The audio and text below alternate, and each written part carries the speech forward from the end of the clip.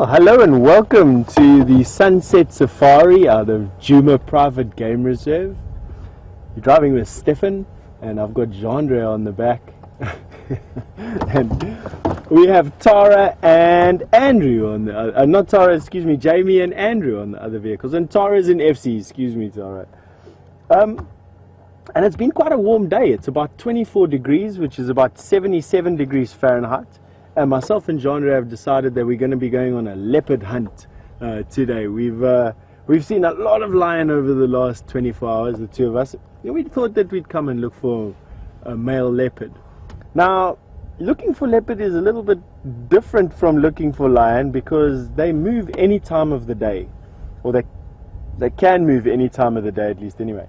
And what we've done is we've come onto tracks that came right past our camp last night. Can you believe it? And we started tracking him from last night. It was Tingana. I'm hoping it's the same leopard. Tingana.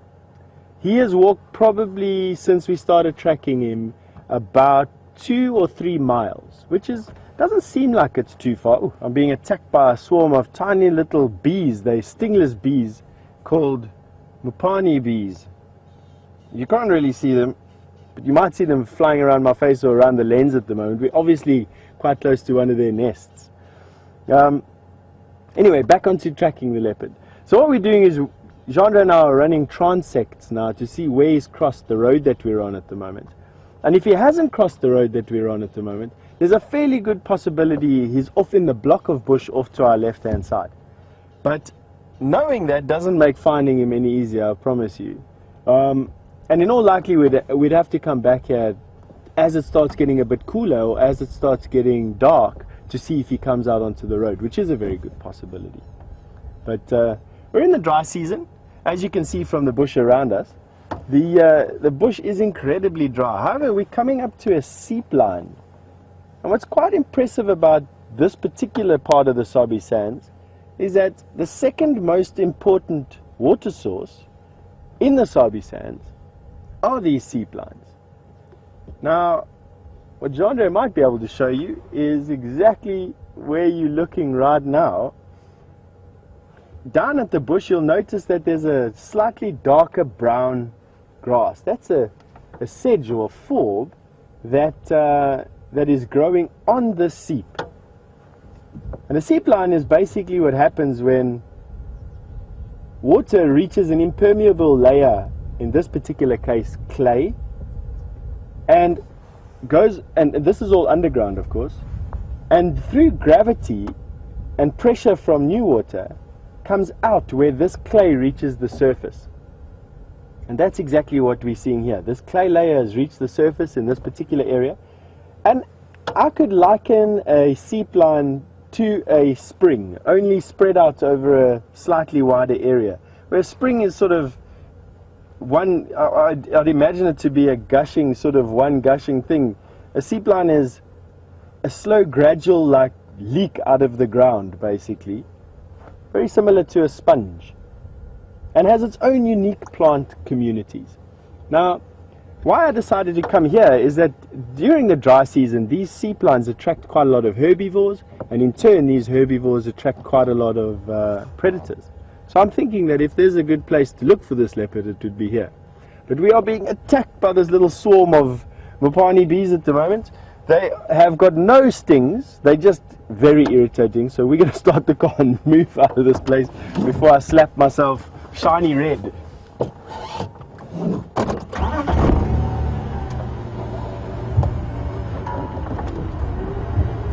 So while we carry on looking for any signs of Tingana or any other leopard that we can get hold of, we are going to cross through to Jamie. She's got something interesting to show you.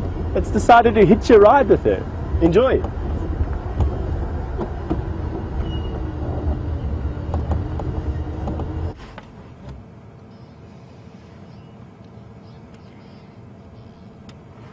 Good afternoon, everyone, and welcome to the Sunset Safari. My name is Jamie, and I'll be with you along with Steph this afternoon. And on camera, I have Andrew. And as you can see, we found a little passenger who was crawling around on the back here with Andrew. So we thought we'd just take this opportunity to show you guys before we pop him back into nature and let him hop off this vehicle. I think the reason he's pretty active at the moment is it's actually unbelievably warm this afternoon, possibly because as a preface to the cold front that is apparently arriving or on its way. It's obviously blown a whole load of hot air ahead of it. So what I'm going to try and do is just collect this little guy and put him back where he belongs. I don't want to hurt him though, but he's still fairly relaxed. Come on, buddy. Come on. It's all right. There you go. Okay, so I'm just going to keep hold of him, and he's disappeared. Oh, here he is. He was on my steering wheel. He's under that cable there. Under the cable, up, and he's gone, disappearing underneath part of the vehicle. But never fear, very common with lizards that they often come and hide out in vehicles, and there's lots of little nooks and crannies that he can hide in, so he won't be hurt at all. He'll probably just hang out there until we park the vehicle, and then he can hop off. So the reason that reptiles are actually active around here in the middle of winter on such a nice warm day is that our reptiles and snakes typically don't hibernate. They do what's known as estivating. So they are fairly dormant, their metabolism slows down in a way very similar to hibernation, but it's not actually true hibernation. So when the temperatures spike unexpectedly as they have today, then they can come out when it goes up above sort of 24 degrees. They will pop out and bathe themselves, get some warmth, and possibly find something to eat, something nice and comfortable. So that's why this little guy is out and about. But for now, I have just picked up on some leopard tracks. They are not all that fresh, but I'm going to keep an eye out and just drive around the drainage lines and see what I can find. I'm sure that guy is hiding out somewhere in the shade. It is, as I mentioned, very, very warm. So we're just going to have a look and see what we can see. Maybe if he's popped out of the block, his tracks disappear into the drainage line. But I'm going to just drive around the block, loop around, and see if I can see where he's come out. So let's go see what we can find.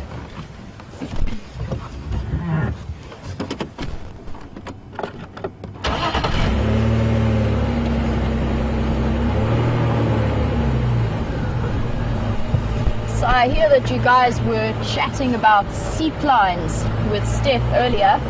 Always interesting to know, and I did actually have a little bit of a discussion about this morning on the sunrise safari, but it is always interesting to keep a watch on the topography of the land, because it actually determines what grasses and what trees grow in the area.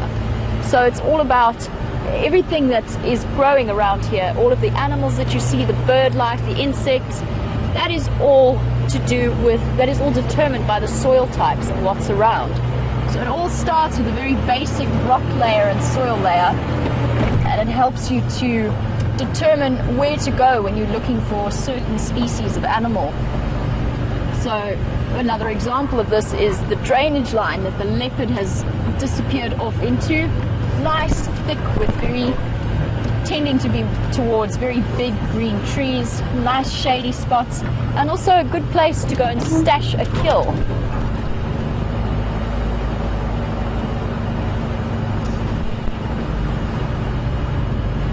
I also heard a fish eagle calling around this area, so we're going to keep our eyes peeled in the tops of trees. I'm sure he's somewhere around here.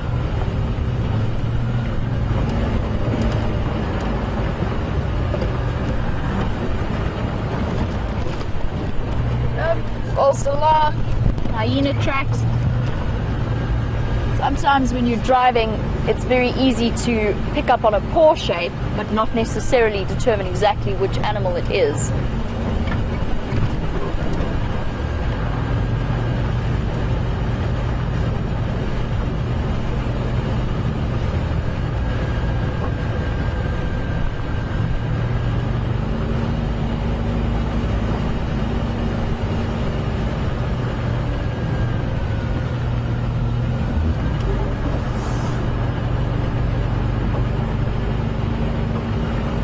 Looking around here now, I'm seeing lots of silver cluster leaves. which are indicative of the seep lines, so the underground water that Steph was chatting to you guys about earlier. Saw a pretty little bird. I'm going to try and see if it will stick around.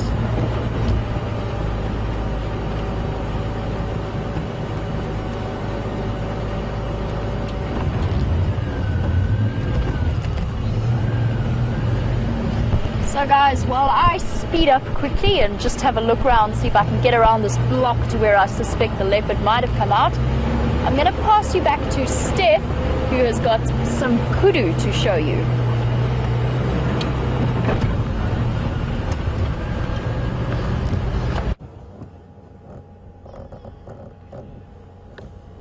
Well, welcome back to us, and we've got some kudu to show you. This is a female kudu, and she's lying down in the shade of a guari tree, and she's busy ruminating. That posture that she's lying in is called the ruminating posture. And if you look very carefully, you'll see that she's busy chewing. Now, kudu eat leaves, they're browsers, and she would have fed the whole morning on some leaves, possibly even a little bit of last night. Now she's busy regurgitating what bits and pieces of what she ate last night and chewing it again, or chewing the cud. We're still followed by those mopani flies. You can see them buzzing around the lens. Or they're actually in this particular area mocha bees, to be quite honest with you. But have a look at that kudu over there chewing. What I want you to try and notice is when she's finished chewing, when we go back there to her, when she's finished chewing, to notice the bolus. But let's see if we can see some of these bees while you are like you are now. So for those of you who'd like to see one of these little guys, let me see if I've got a picture for you. Hold on one sec. And we'll go back to the kudu now, I promise you. But she's lying there, she's not going to go anywhere. And I want to show you some of these flightless bees before I start swatting them like mad. They're just completely around my face. I'll find this quickly, don't worry, I'll be with you now. Whew. They're driving me mad.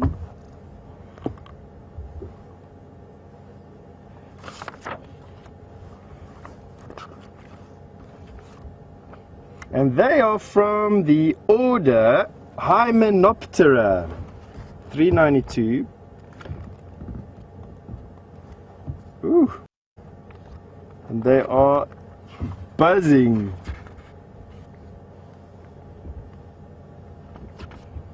Now, there are about 50,000 species of bee, and only about 5,000 of them or 500 of them have stings.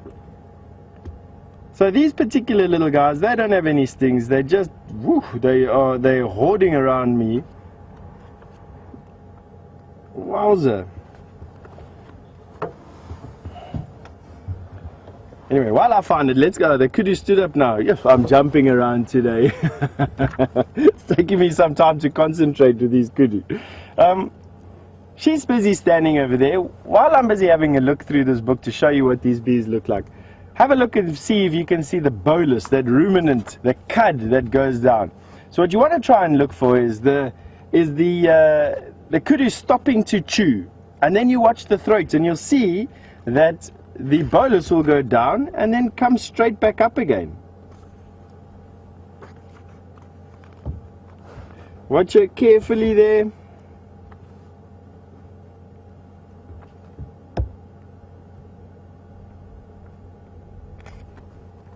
Yeah, from this angle it's also not. Yeah, I found them. So when we finished having a look there, I'll show you. There she finished chewing. She's busy looking over her shoulder now though, and she starts chewing again. You couldn't see the bolus, but essentially what's happening is she's chewing the leaves a little bit smaller, which increases their surface area and allows her to extract even more nutrients out of them than she would do if they were a little bit larger. Now this bee that's busy buzzing around us at the moment is this. That's a mopani bee, or a mocha bee. In this particular case, they're mocha bees, and they build these wax tubercles at the entrance of their hives in holes in trees, and will use the natural cavities in the middle of the trees to build their cones. And they don't do it. Their honey is quite watery, but quite sweet in actual fact, and you can absolutely eat it. Nothing wrong with it. You can utilize their wax. Nothing wrong with that either.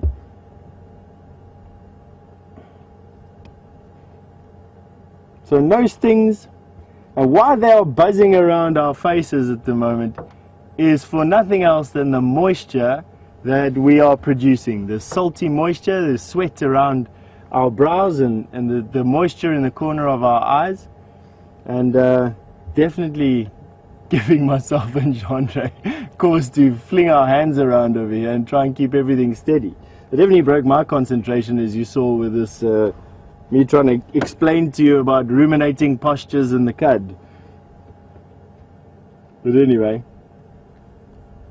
let's go back to our kudu. She's standing in a little bit of a better angle at the moment. Let's see if we can see that bolus going down. So you want to watch the profile of her throat. There she stops chewing. And there we go. Even I saw that. So for those of you who missed it, let's stick around just for a little bit longer and see if we can see it again. I mean, there's no harm in that. At the same time, it gives myself a good opportunity to try and listen for any movement or any alarm calls of animals. Okay, she's standing beautifully now to see that bolus. There, let's see when she stops chewing. Now, ruminants, there's a rumor going around that ruminants have 4 stomachs. They actually just have 4 parts to the stomach, or 4 chambers to the stomach. And this cud that she's busy chewing is mixed with a lot more water and will slide over the leaf matter that she's got lying at the bottom of her rumen, and will go into the second part of her tummy, the back part, and there it'll be mixed with some bacteria. And that bacteria is actually responsible for breaking down the cellulose, the plant walls, the cell plant walls, and allows the nutrients inside the plant cell to escape, after which in her intestine she'll absorb that nutrient.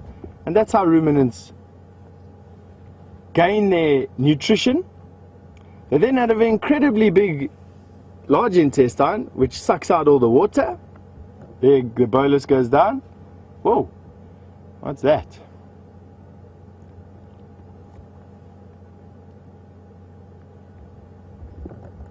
Something gave that kudu a big fright inside there. I'm really looking with my binoculars. I very much doubt it would be that leopard that we're tracking. I mean, that would be fantastic, but I doubt it. It's more than likely just a francolin, or might even possibly be a snake.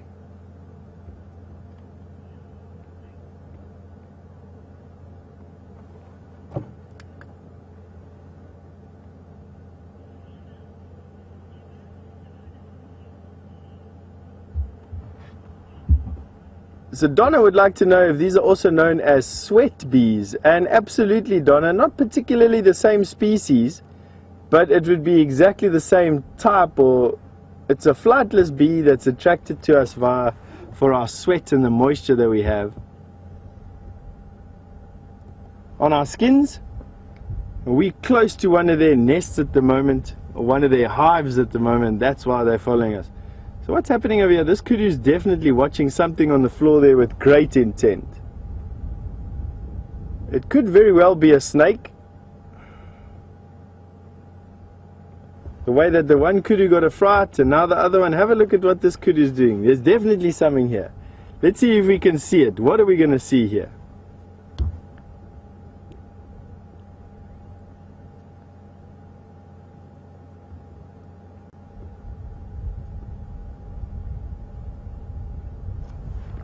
Wow, this is actually quite exciting, I must be honest with you. You can see the intent in this kudu's face. What is this thing?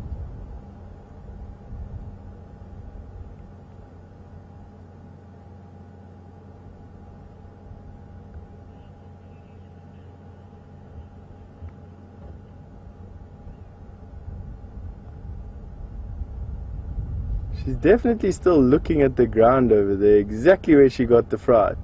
There she lifts her head up. Her other ears are still... Oh man, there's something in there.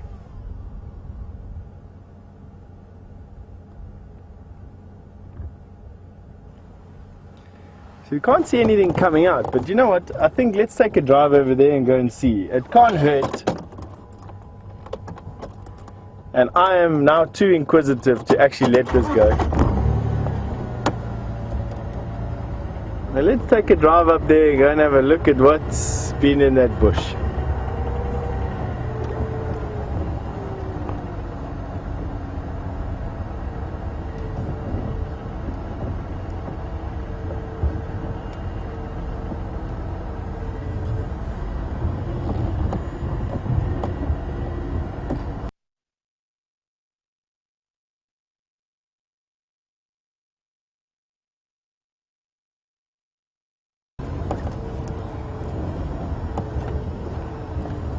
The answer to that is no, I don't, compared to everything else that I see.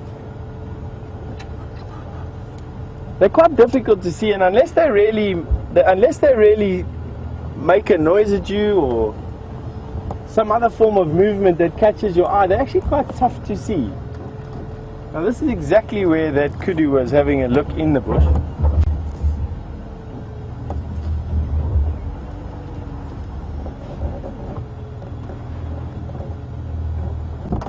And I see there's lots of hiding places. Give me what does come out. Why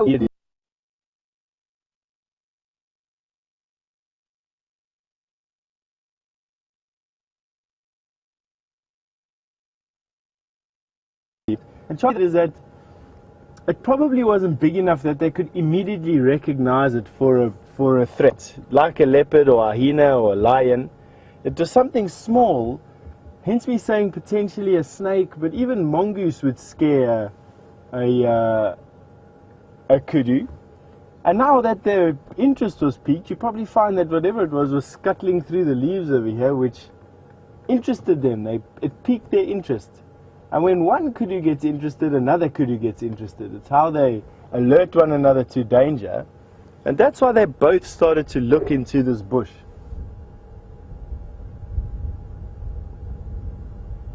Then when we moved in, they thought that it was a good idea to move out. I don't see anything here. That doesn't mean anything. A few short weeks ago, for those of you who have been with the program, some nyala were doing exactly the same thing. And when I got there, we found very far. They're still just standing right behind us.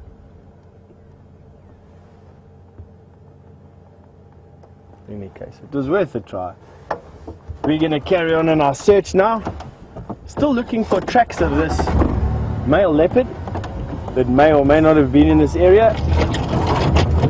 While I'm busy looking over there, we've got some vultures circling above us.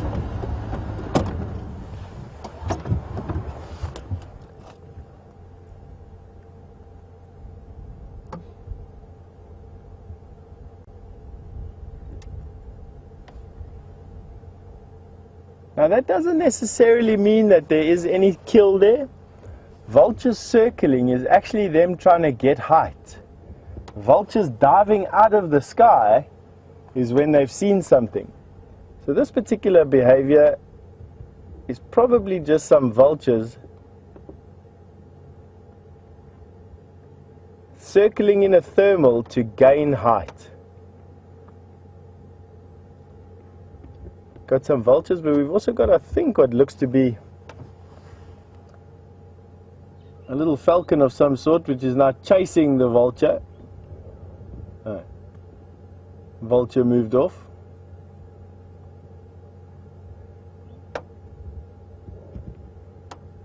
So we've got a little raptor of some sort.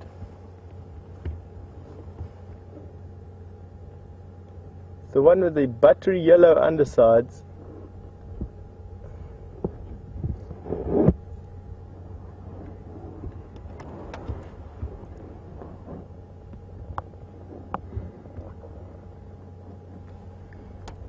You can see how they've moved over us now, in actual fact. circling. Now, for those of you who know what a lava lamp is, and I'm specifically speaking to those of us who are come out of the era when lava lamps were considered to be quite cool, you'll remember that the lava, or the substance, the dense substance in the lamp, would heat up, create basically an extension, and then plop off and float to the top of the lamp before cooling down and running down the outside of the glass back to the bottom again. A very similar principle happens with vultures. You have the sun beating down on the grass, heating up the bush, and you'll get this bubble of warm air developing, and that'll stretch and stretch and stretch and then pop off. And inside this rising column of air, you'll have grass and bits of dust and debris that are caught in it, and the vultures, believe it or not, can actually see that debris. They then fly into the bubble, and as the bubble rises, they fly in circles inside the bubble until the bubble loses strength. And then they fly from one bubble to the next bubble, and so on and so forth, using very, very little energy to actually to rise. They're just using basically what the sun is doing. I think it's a very clever way of doing it. You can see now, I'm going to show you where those vultures are, how high they've gotten from when we last saw them, and they haven't flapped a wing. So they've actually used almost no energy to gain a couple of 100 meters of height in as long as what I've been talking. Very, very efficient way, and in this way vultures can cover enormous distances. We're talking about hundreds of kilometers in a day in search of prey.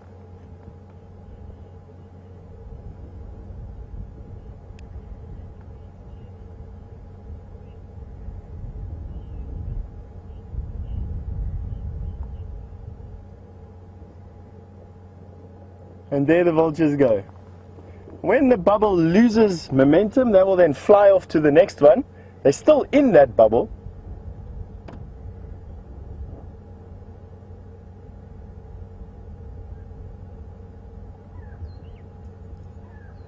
I mean, that's just incredible.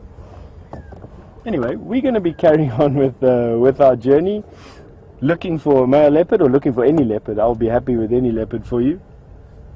And we're going to go back to the road. So, here we go.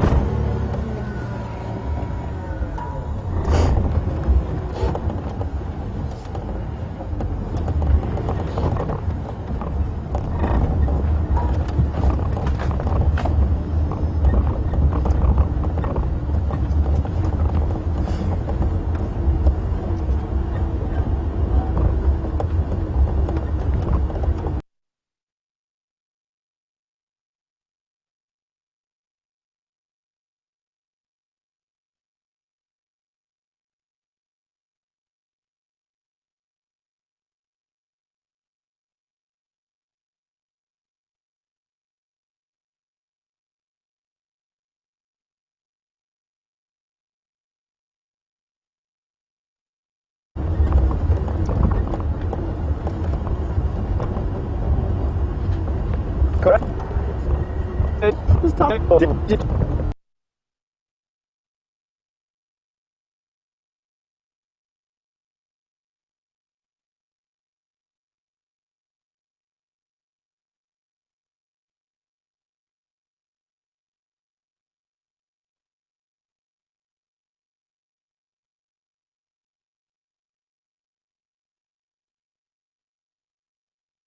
Lie. They will lie in areas which gives them the most exposure to a cool breeze or to some shade.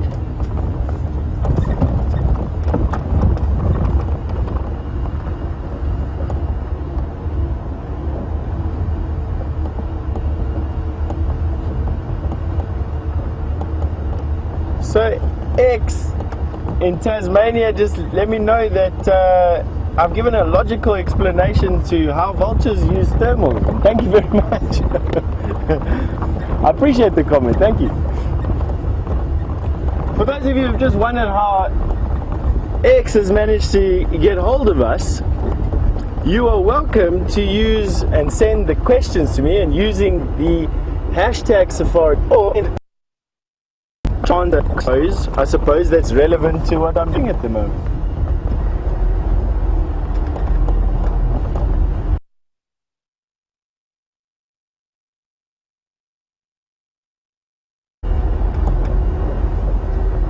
And you'll notice me just looking over the side of the car.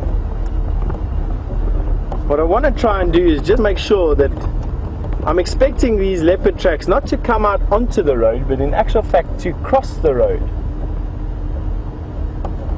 And that leaves my window for, or my margin for error, quite small.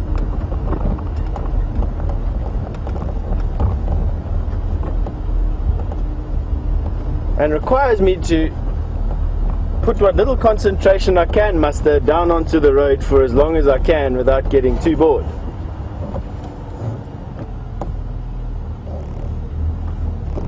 Told that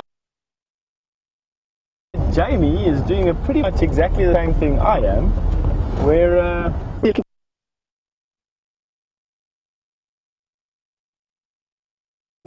have Juma for a couple of days, and Jamie's got an update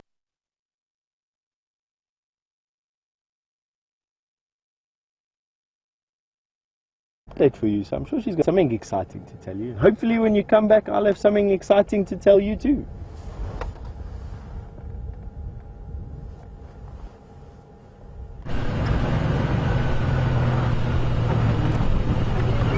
Welcome back, everyone.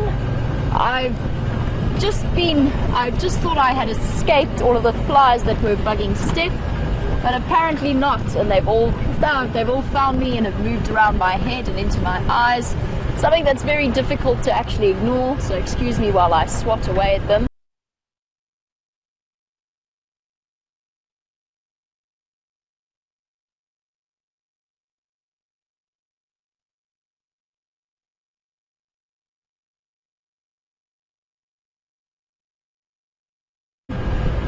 So, I hear that you guys have been looking at vultures with Steph. Now, I have not really started hearing figures, so a lot of you know.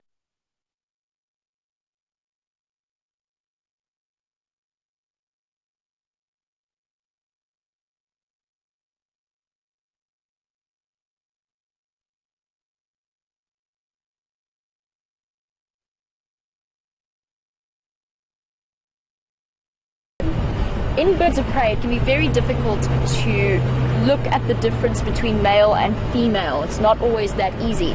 Obviously, with the batalier being one of the big exceptions to that, they do have a very clear visual sexual dimorphism. But with most birds of prey, the only real clue is that in terms of adult birds, the female is much, much larger than the male. Well, not much, but pronounced. The difference is pronounced. So the question is, posed by ornithologists and scientists around the world, is why is this the case? And I've just read a very interesting theory about why it might be, and it's to do with the hunting instinct of raptors and birds of prey in general. So the idea is that the maternal instinct in all animals is very, very strong, so they have a very strong protective instinct. But in birds of prey, there is also a very strong hunting instinct, especially of prey that go for things like younger birds and are attracted by movement and motion. So the theory is that birds of prey, the females have evolved to be bigger and stronger than the males, so that if his paternal instinct fails and his hunting instinct takes over, then the female is actually big enough to protect her offspring from any attempt he might make. Because her maternal instinct is stronger, she's at much less of a risk being caught up with that hunting instinct than her mate might be. So just a very interesting thing to think about while we're driving through. I'd love to know your opinions, and you're welcome to send them through on hashtag Safari Live or at questions@wildearth.tv.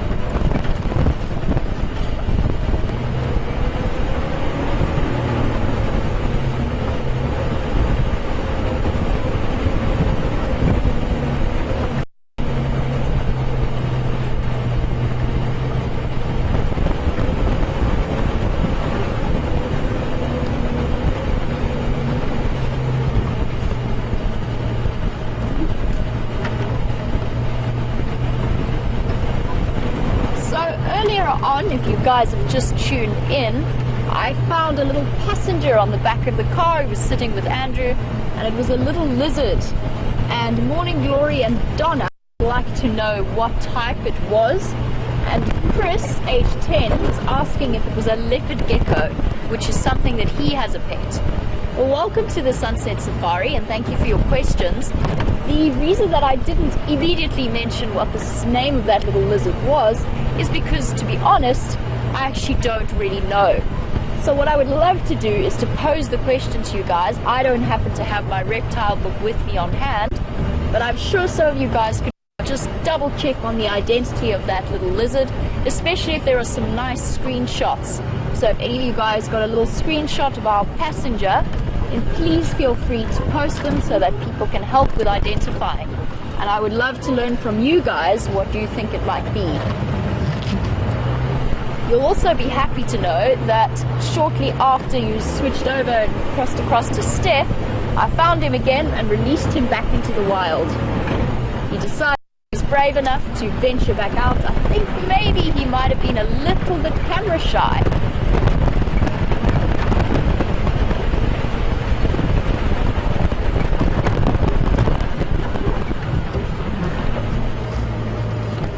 Lots and lots of lion activity in this area. I've seen lots of old tracks, and those are hyena tracks there as well. And also just below me there are leopard tracks coming through. Oh no, that must be the lion cubs. That must have been the Styx cubs from this morning. They probably crossed through, around and through this drainage line. I was fooled for a second, just thinking because of the size and there's been a lot of vehicle traffic over them, so I didn't immediately see the adults next to the babies. So I thought for a second I'd seen a leopard track, but it was the Styx cubs from this morning.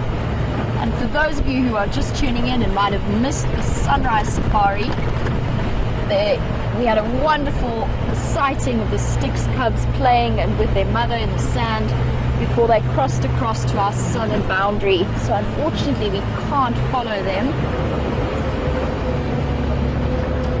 So I'm just going to loop around and check one of the dams. It is hot at the moment, so my suspicion is that most of the animals will be resting up in the shade, ruminating comfortably if they are ruminants, or possibly if they're predators, hiding in some of the drainage lines or underneath some thick bushes, just to try and keep a little bit cool this hot afternoon. And I'm sure that we'll start to see some more action as it cools down, which will hopefully chase the various flies away.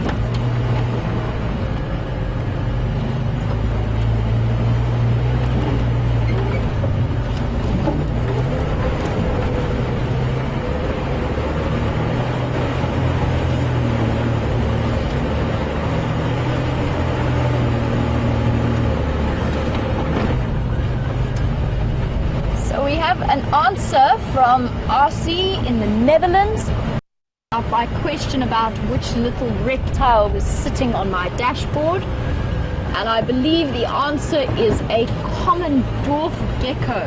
So thank you very much for that, very much appreciated. I have learned something new today. Andrew and I were commenting about the fact that its feet did look very much like a little gecko, with their incredible folds of skin that they have underneath each pad, which is what helps them move so effectively up and down. Just listening to some bird calls. I think they've just flown over our head.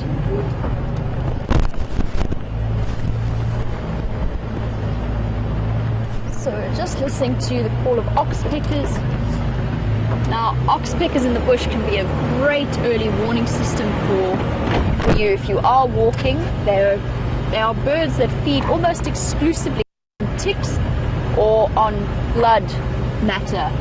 So they are the birds that you very often see on the larger antelopes and on things like a buffalo and potentially hippo, if the hippo are out of the water. Oh, fly in my eye. So always useful as an early warning system to let you know that there's something out in the bush. But the reason I think that they were around the dam at this point is they were coming for a drink, which is very, very common with oxpeckers. They tend to move between animals and water again. And the reason that they do that is because their blood diet and the tick diet is so very, very rich in salt that they usually need some kind of liquid to just keep them hydrated. And just one of those birds can eat up to 1,000 ticks in a day, which is very, very impressive considering the size of some carry. We are actually not too bad in terms of the tick season. I haven't noticed as many about, just because it's the dry season and they start to struggle a little bit. But you also find that the ticks on older animals, slightly injured or anything like that, immediately their tick load increases, simply because their body is starting to show signs of weakness. They're not as up to grooming as stiffly as some of the other animals.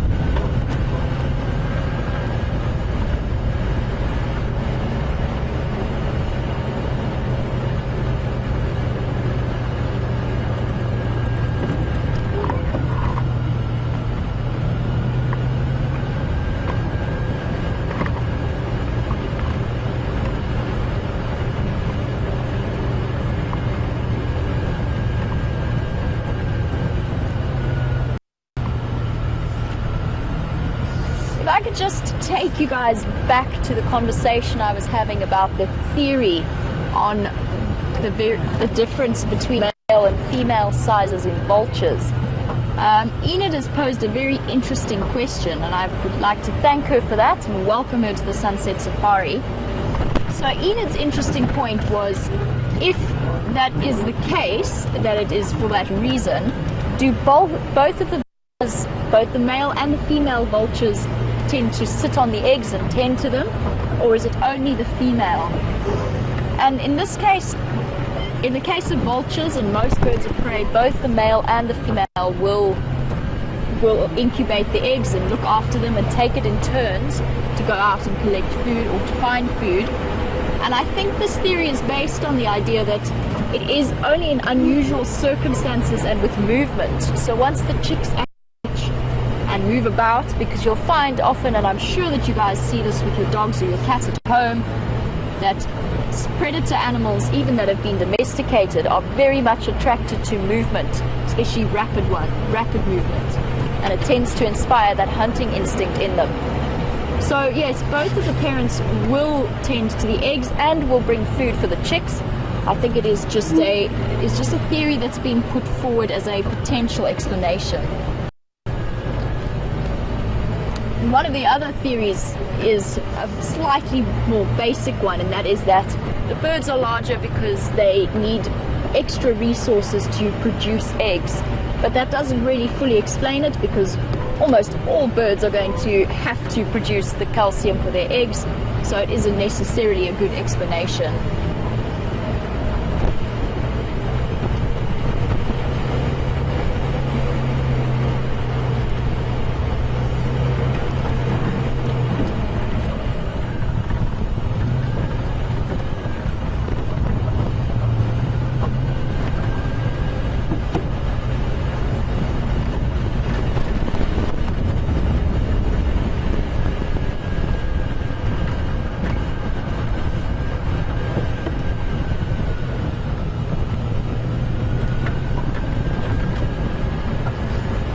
So I'm seeing lots of fresh activity of elephants coming through this area, but unfortunately they are going in the opposite direction, and I did see the tracks of a whole breeding herd crossing across our southern boundary when I was going through there earlier.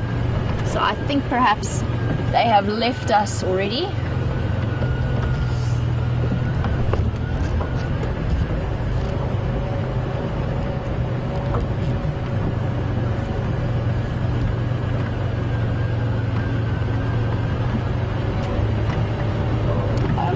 So while I search for where my leopard tracks have gone, I'm going to pass you back to Steph, who has in fact picked up that potentially the tracks that I saw this morning and then the tracks that I saw crossing over our boundary might in fact be two different leopards. So I'm going to send you across to Steph to see what he's been up to.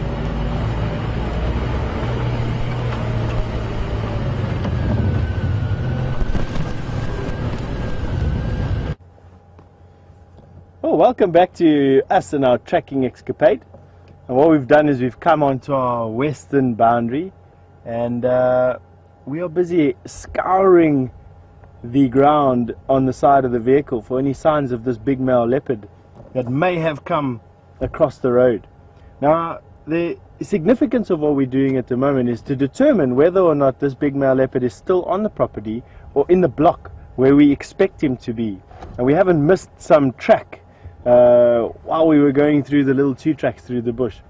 Now, unlike what has been happening over the last couple of days, where it's been relatively easy for us to find these animals or these cats to show you, today is proving to be one of those days where we're having to do a little bit of work to earn our keep here, and definitely being fried by the sun. It's a hot 25 degrees here today, and but the sun is starting to go down. We're starting to pick up quite a lot of definition in the tracks on the road, and although you can't see too much from where we are right now, it is actually getting a little bit easier to track. It's not that flat, bright white light that we find is so typical during the middle of the day, and it should make finding whether or not this cat is crossed out of this block or not easier. And what happens then is when we've sort of triangulated where we expect him to be, then it comes a searching game. If you can't follow clear tracks, or you're not good enough to follow the trail of something, then you either walk through the bush hoping to bump into him in the direction he was traveling, or you hope to find him just by chance sleeping on top of a termite mound, or sleeping in a tree, or next to the road somewhere easy for you to see. Barring that, as soon as it gets a bit cooler and they start moving around, they start to disturb the bush around them. Impala giving alarm calls. For those of you who watched last night, it was the impala that gave him away for us. And squirrels, monkeys, all types of animals give alarm calls, and we'll be stopping frequently as the sun starts to set to see if we can't hear any of these. But for now, we're going to carry on going down the road. I'm going to carry on scouring for tracks, and if we find something interesting, of course I'll show you about tracking. You're welcome to ask me any questions about track and sign identification or trailing. It's a fascinating subject, something that field guides definitely get hooked on. I'm definitely hooked on it because it seems to underpin everything that I do seems to be underpinned by tracking. It's animal behavior, but it's not always animal behavior. It's predicting what they're going to be doing. It's allowing myself to think out of my comfort zone.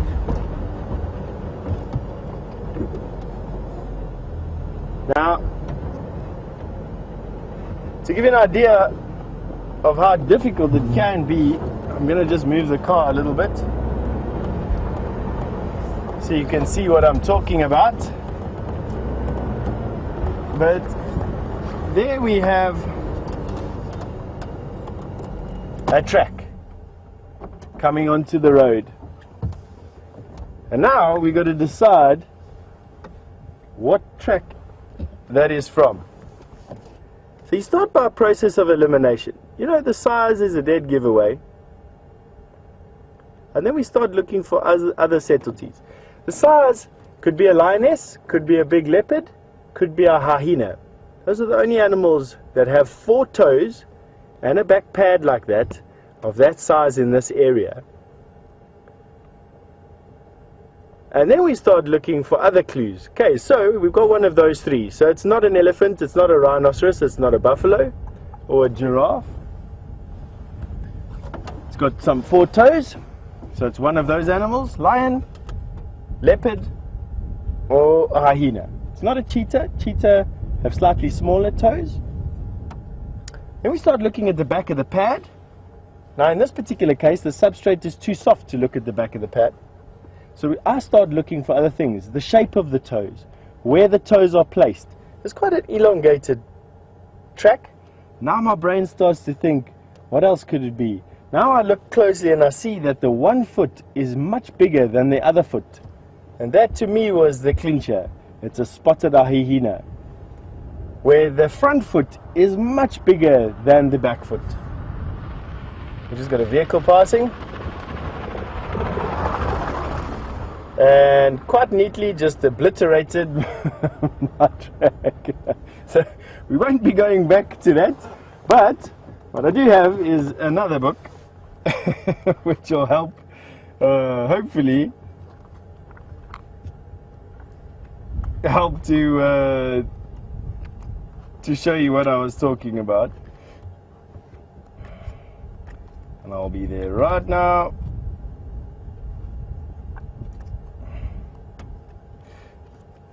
So the size difference, the big size difference between the back of the pad, or the back foot, and the front foot was what led me to believe that that is a hyena. And all I did was I leaned out of the car and I confirmed it by finding some nails. So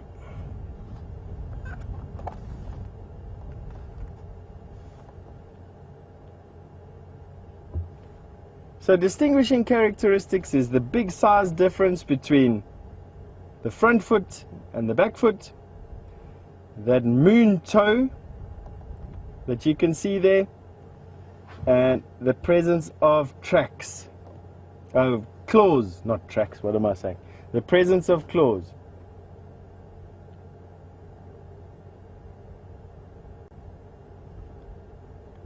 Further evidence would have been me coming to see exactly whether it was the left foot or the right foot. Hyena walk front left, and next to that front left track they'll put their back right foot. Lions walk front left, back left, front right, back right. So by looking at which foot side, I could have further distinguished what track it was. But that was definitely a spotted hyena. It's not our it's not the leopard that we're looking for, which is good, which means he hasn't crossed out. And we're going to carry on going.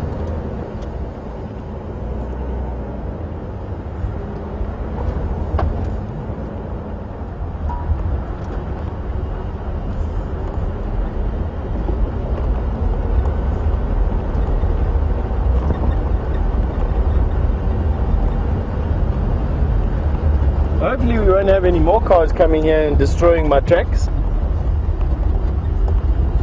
In a perfect world, I'd love to have many rangers and people helping me find animals, but no one driving where I don't want them to drive. Completely unfeasible, I know. So there's a compromise that we need to reach that way. But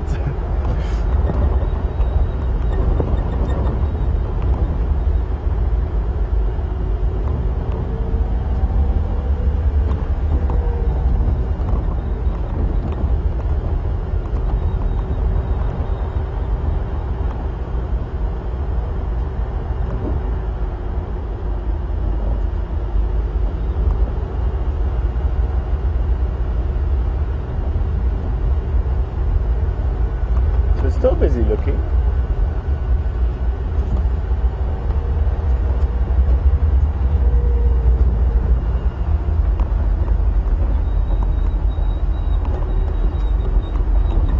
So, the art of tracking was revived. A little bit of history.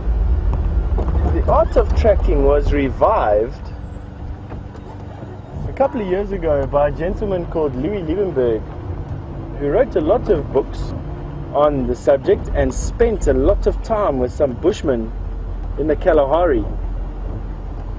And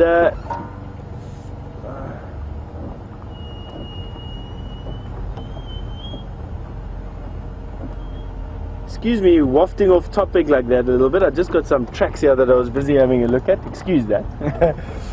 And he came up with a grading system for trackers. And what he did was, it was revolutionary, because all of a sudden trackers could be distinguished. They could be given a qualification. And this he took around the world. He marketed incredibly well.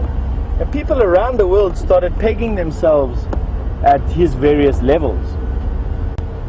But what this did do was it quickly showed that there was a wide diversity of skills, and a lot of the best trackers in the world were actually here, right here in South Africa and Namibia, and found in some of the most amazing places, the beaches of the Western Cape, the deserts of the Kalahari, and of course in the Kruger National Park amongst the Shangaan people. And he needed evaluators to evaluate the different levels, which of course have to be at a suitably higher level. And levels 1 to 3 were relatively easy to assess. And then you got senior level trackers. Now, I've met a few senior level trackers. I've even attempted at getting even into the entrance qualifications myself. And it takes a good 10 to 15 years of practice before you're good enough to even think about a senior tracker. And once you're a senior tracker and you start evaluating other senior trackers and starting to train up other senior trackers, you then become a master tracker. Now, master trackers are like, they're honorary titles. They're given to senior trackers who haven't only shown the aptitude to get the qualification, but they've also managed to train up other senior trackers. And in all the history of the cyber tracker evaluation system across the planet, there are only 9 of these master trackers. I know 3 of them, and I must be honest with you, these guys will change your life just being in their presence for any amount of time. They are super magicians at what they do. I liken it to potentially watching one of the greats play a piano or paint a picture or construct something with their hands. These guys are just that good. And we're really privileged to have a lot of them still in South Africa. There's not that many master trackers alive. I think of all 9, there are only about 4 of them that are still alive. And for the first time ever, there are 2 Europeans or 2 white people that have been gifted master tracker status. The latest of which is a gentleman called Adrian Lowe, which I've trained under for many years. A remarkable gentleman. And they have tried ad nauseum to impart some of their skill and hard-won technique on me, and I must say, I'm not the world's best tracker. It takes patience. I get distracted by too many things. I like learning about all different things, and although only now I'm starting to realize that tracking underlines everything, it's taken me a 16-year career to decide that. Now here we have an interesting track. Can you see over my shoulder over there? On the game path. On the berm of the game path. Hold a bit close. I'm just going to make the car go a little bit further back. And let's see how quick it takes one of you to identify what we're seeing. So you can just, on the berm. Shoulder. I'm not going to give you any clues. Let's see if you can see it. Let's see if you can identify it. You're welcome to give it a bash. You can send your answers through to the hashtag Safari Live on Twitter, or you can email us at questions@wildearth.tv. Let's see if we can get it. There's 2 tracks there. One is a little bit indistinct, same animal. One is a bit more distinct. And I'll award bonus points if you can tell me where you think the indistinct track is.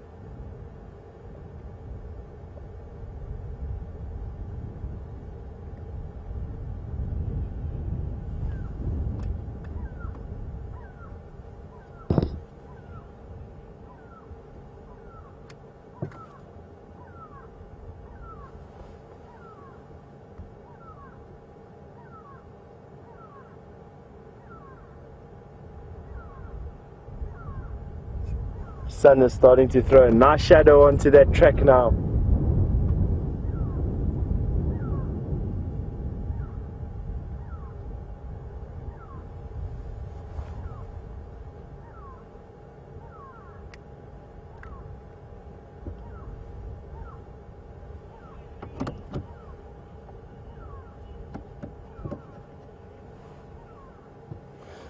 So while you're busy, I would suggest, if you're playing this game with me, to take a screenshot and take a screen grab and see if you can identify it using the references that you have. And we're going to carry on over here and look for this male leopard that we've been tracking the whole afternoon. And while we do that, you can go through to Jamie. I'm sure Jamie's got something really exciting to share with you, and we'll be back with you in a few minutes, I suppose. 3.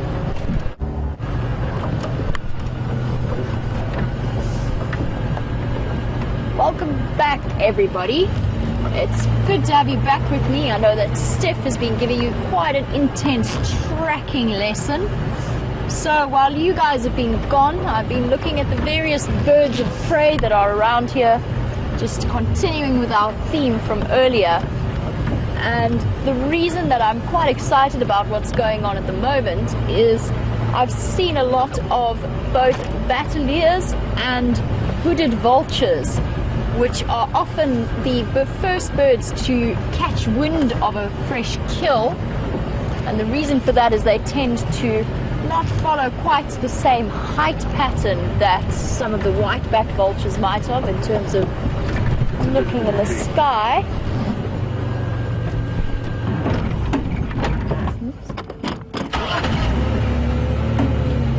Just gonna go back a bit, see what Andrew's spotted.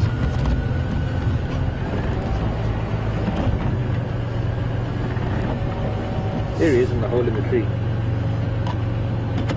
Oh, wow. Well spotted.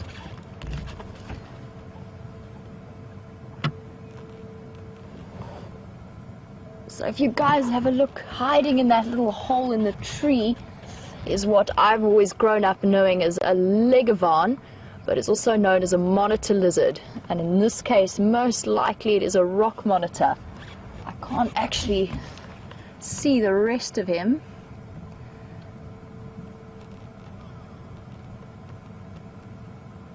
It is just his face poking out. But very, very well spotted, Andrew. Thank you for that. One of the biggest lizards that we actually get in this area, and one that is a very efficient little hunter, hunting various small insects and often looking for birds' eggs on the ground. Now, the water monitors will typically stay, as their name suggests, around drainage lines and rivers, but rock monitors are a lot more flexible in where they hide out. And I think this guy is just starting to poke his way out just because it's nice and warm today. So he's enjoying a bit of the afternoon sun just to break his period of dormancy during our cold winter.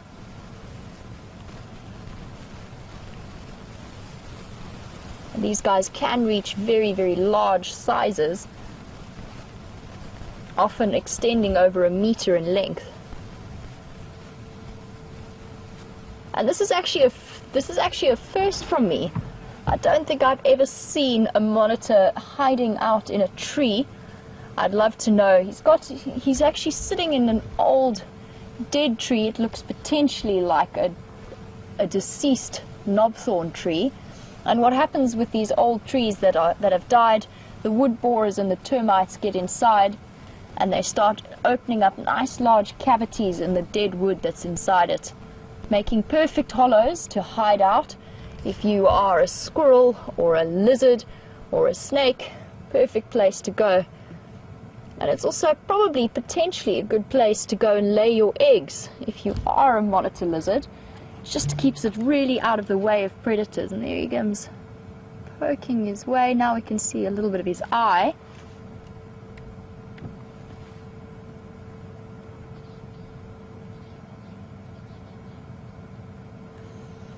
And if any of you guys were around for the sunrise safari this morning, we were having quite a long chat about hornbills and their nesting habits, and whether and when the females move into nice cavities within trees and then block their way up with bits of mud, with wet mud, and they clear it, block it all up, and then the male will then feed the female through this hole.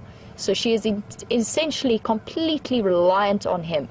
And this is actually a perfect example of the kind of cavity that a hornbill will use as a nesting facility. There we go, he's got his head right out now.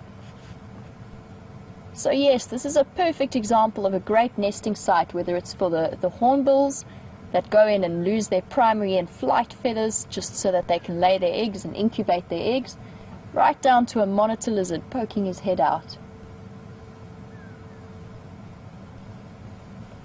Enjoying this nice brief warm spell. I'm sure the cold front is on its way. I've heard lots about it already. But a nice warm day in July. If you guys can hear that, I'm just going to listen for a second.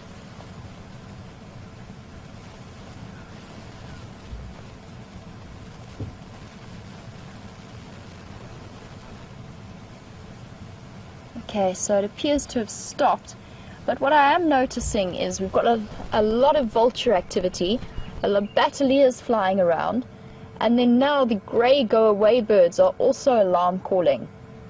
And I've also just picked up a call on the Game Drive channel that there are lots of vultures hanging around a road that is fairly close to us, so I'm quite keen to go and see what's happening in that area. Maybe we get lucky and that leopard has been moving along this drainage line that I've been trying to follow. I've been sort of cutting around and through it just to see if I can pick up on his tracks, and I haven't picked up anything yet, and the tracks that I saw early this afternoon, were not that fresh, so it didn't warrant getting out, going and tracking them just yet, but I was looking to see which direction he'd gone in, and it fits perfectly with the alarm calls that I'm hearing and with the various raptor activity that I'm seeing. So pretty exciting stuff. It is going to start to get cooler pretty soon, so maybe we've got something exciting waiting around the corner.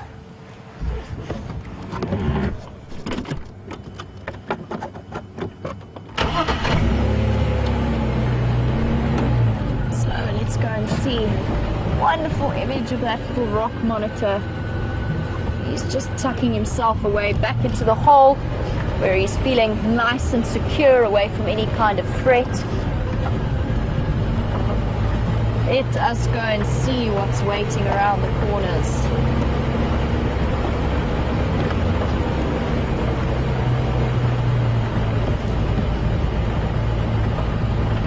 So carrying on from the conversation that Steph was having with you guys, not entirely sure if he mentioned this, but some of the best trackers I've ever met in the world, I have noticed that they're reliant not just on their visually seeing the tracks, but instinctively listening and following the signs of the bush and almost getting into the mind of the animal and figuring out where that animal wants to go.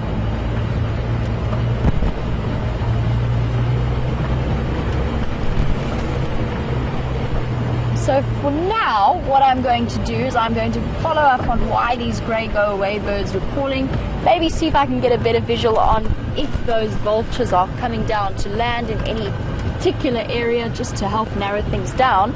But while I do that, I'm going to pass you back to Steph with a little antelope, and I will see you a little bit later.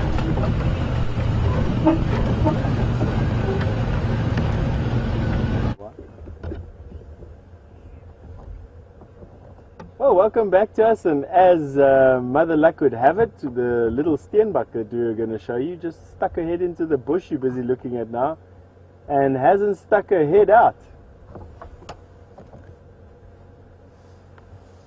Now,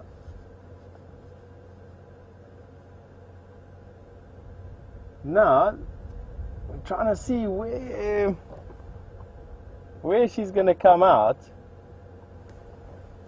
We're just going to do it for a minute or two, scanning through the bushes like this. I know it might seem like we're looking at some grass, but she was a really, really pretty little steenbok, and standing quite close to the road and not scared of us at all. So taking a minute or two just to have a look at where it might be wouldn't be a bad idea.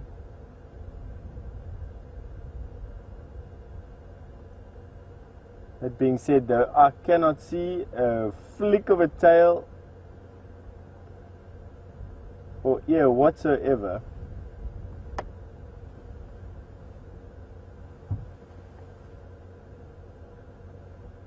Anyway, missed opportunity. I think let's carry on going. There's something in the distance I want to try and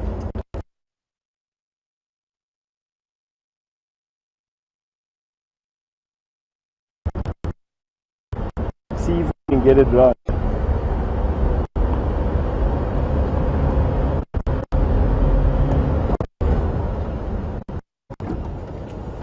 I understand we just had a signal breakup. Sorry about that.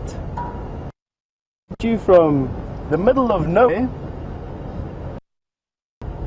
I think it's just wonderful that we can share this experience with you at all.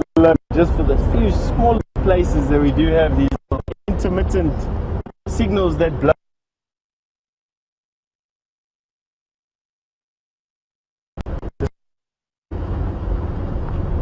And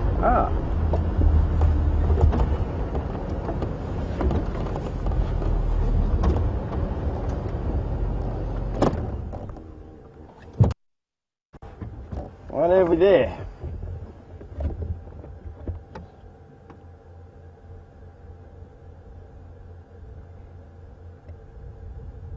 We have a pod or a bloat of hippo. And what's remarkable is how many babies are with them. What you might notice is as Jean-Andre zooms in, there might be a little jump in the picture. That isn't part of the intermittent signal. That's just this new camera that we've got. It's got a super zoom function. And that jump is that super zoom function punching in. Now the hippos to the middle, they've got their little baby there. It's really tough to see how old that baby is from here, but generally speaking, hippo will have their babies this time of year, at the time when the pools and ponds and rivers are at their least in terms of velocity and depth. And that's because the babies will actually drown. Hippo babies cannot swim, neither can hippo adults swim in actual fact. And in very deep water or in very strong currents, they could actually run the risk of drowning. So it's not unfeasible to think that these hippo are newborn. Those little babies look brand spanking new, I must be honest with you.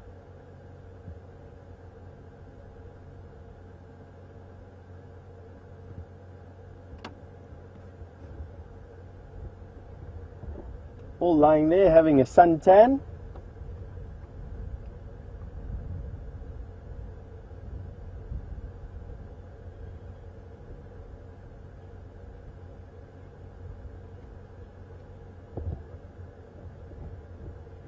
Now they'll spend most of the day this time of the year suntanning like that.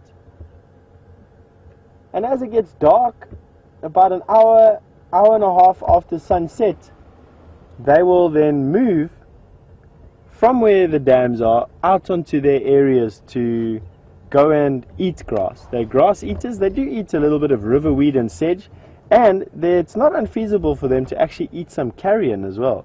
They eat carrion.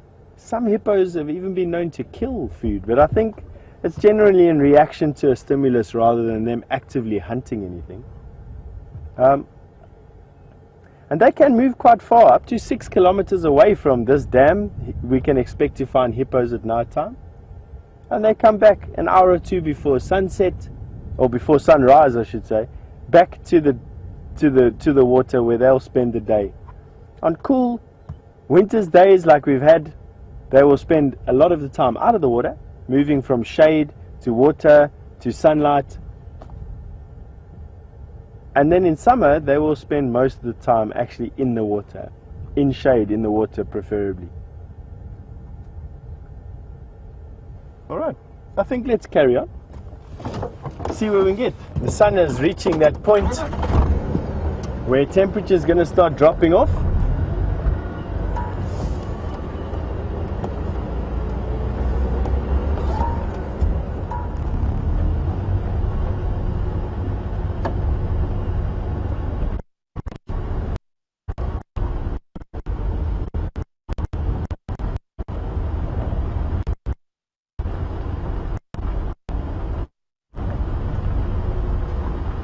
So Mavis, congratulations!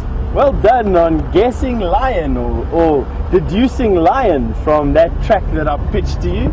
I must be honest that it was a very difficult thing that I did. I didn't get out and give you an idea or impression of scale. I didn't give you an idea of where the track was. I gave no clue to anybody about anything. And it was in 2 dimensions that you have it. So congratulations, Mavis. That was a very, very difficult thing that I pitched, and you got it right. Other guesses that we had were cheetah and leopard and hyena. And while feasible, just the size of possible. But congratulations.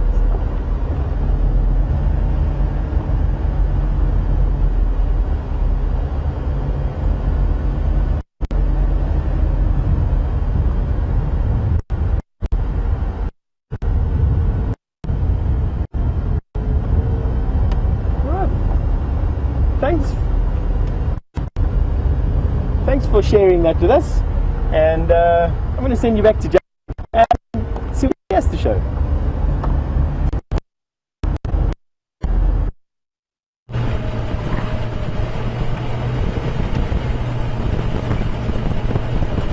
So guys, welcome back. I hear you've been enjoying a wonderful raft of hippos with Steph.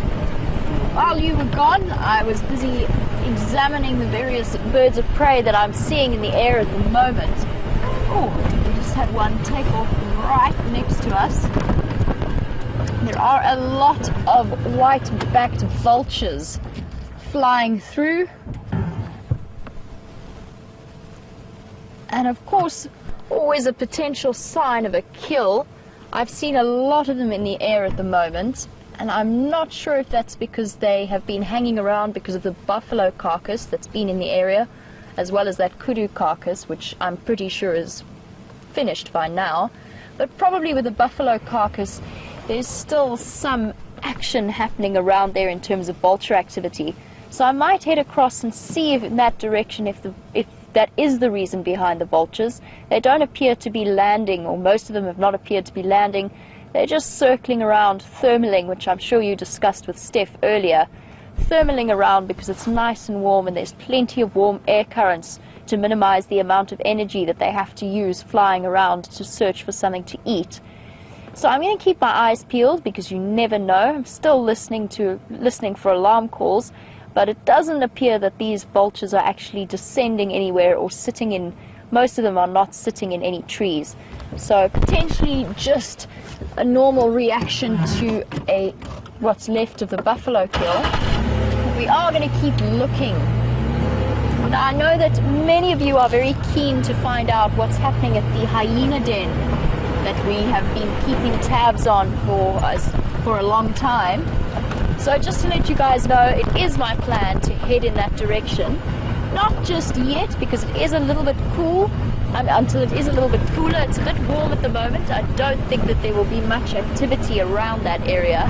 So I think maybe the cubs will be sleeping, potentially the adults sleeping somewhere in the shade in the bush or out looking for a good meal.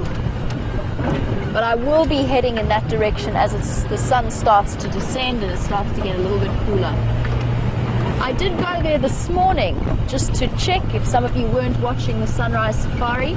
I did head across just to see what was happening on that side of things, but unfortunately we didn't see very much. We were there nice and early at the time where they were potentially going to be active, but there was nothing happening in that area. And I don't think that means that we have to worry that they've left that den just yet. There was a lot of fresh activity around, lots and lots of fresh tracks. So I think they are still using that den. That youngster is still very, very young. There is a very young cub still in that den. So I think there is a good chance we might see some action there this evening.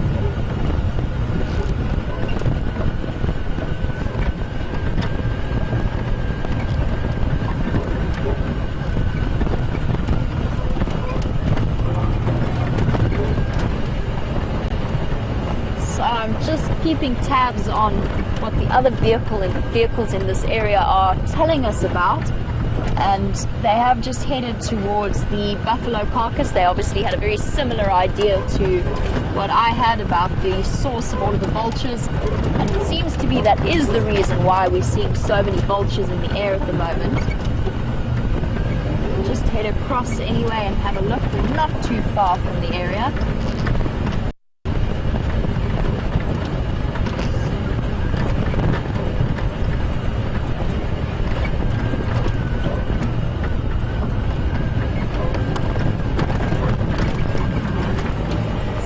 That today a lot of the animals have decided that Djuma is not for them. I'm hearing lots of reports of tracks leading out of our boundaries. The Styx Pride have moved across to our southern boundary and are happily resting there where we can't get to see them. And there are also plenty of leopard tracks, as I saw this morning, also crossing into our northern boundaries. So it's interesting. I would love to know how it is that animals make a decision as to which way they're going to go and how they choose where they want to be. Obviously, to an extent, it is determined by resources, so water, prey species, etc. But I have always wondered how they make an exact decision as to which direction they're going to choose to go in. And I always wonder that, especially with elephants. We've noticed a lot, obviously there's a seasonal change depending on availability of browsing and grazing material, how good the types of vegetation are, and then access to water. And I know that, so we do have plenty of white-backed vultures sitting in this tree.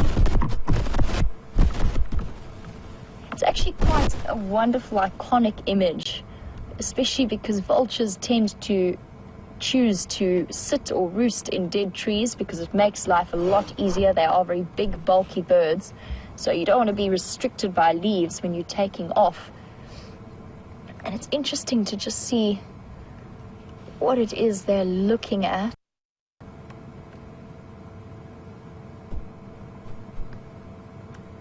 We are fairly close to the buffalo carcass. I'm almost convinced that that is what they are around for. We've got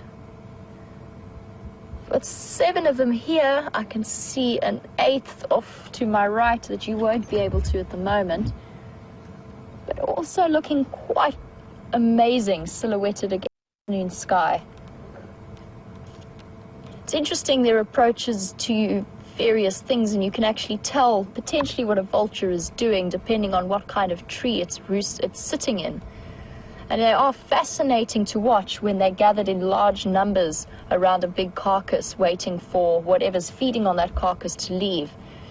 And I recently witnessed a giraffe kill made by lions, and the vultures gathered in enormous numbers, definitely the most hooded vultures I've ever seen, which is the slightly smaller species. These are white-backed vultures.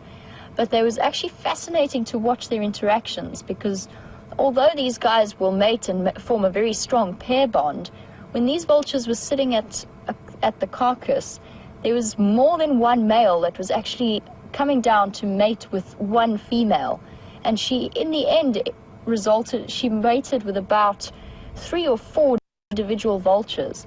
Now, I'm not sure about the dynamics or the explanation behind that, but it is truly fascinating.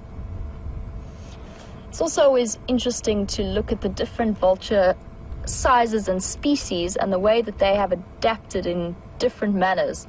So these guys, the white-backed vultures, will build very messy nests on the tops of trees like knobthorn trees, which I will point out to you when I find one. And then the smaller hooded vultures actually go and hide under a very big, large, leafy green tree called a jackalberry. And they tend to favor these trees, jackalberries or matumi trees, trees that you find typically on rivers or drainage lines, very, very dense foliage and vegetation. And they will hide their nests in the forks of these trees, a very neat, tidy little nest. And for the first time, we're actually seeing some serious research into hooded vultures in South Africa. Scientists who are working their way towards being able to record and GPS and monitor all of the various nest sites within the Limpopo area, especially around Kruger, around the Olifants River. So I'm very interested to follow and keep tabs with that particular study. It's very curious to see, and we want to know if vultures will return to the same nest site, as we do know that whitebacks will often do. They will return to the same nest site, but it will be interesting to find out if their smaller relatives will actually come back year after year to an appropriate tree. What I think I'm going to do now is see if I can inch forward and just have a look at and see if we can find whatever they're looking for or looking at.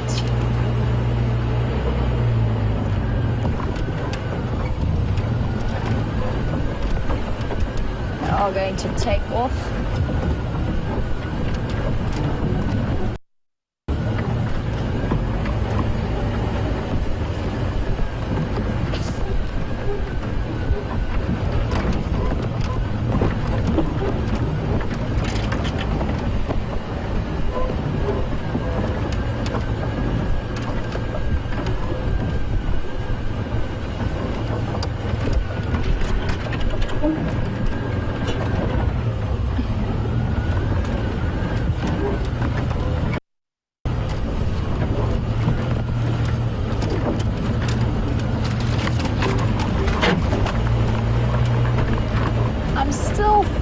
Certain that these guys are here in response to that buffalo carcass.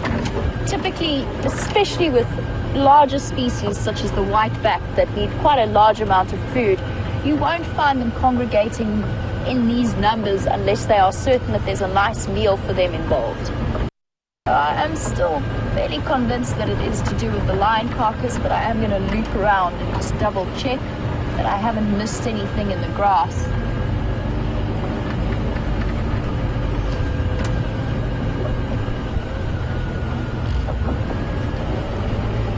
And it can take vultures quite a considerable amount of time to locate a carcass, particularly in summertime when the bush is much, much thicker.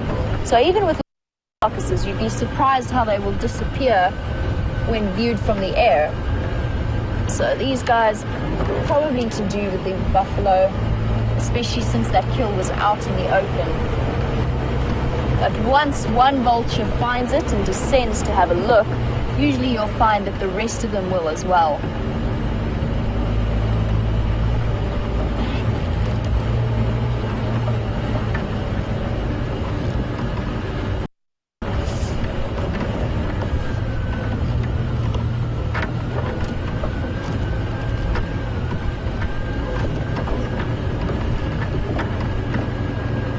So the guys that flew past as we drove past, that moved out of that tree, haven't gone very far. They've just settled down into a tree off to my right. So we haven't disrupted them in any way.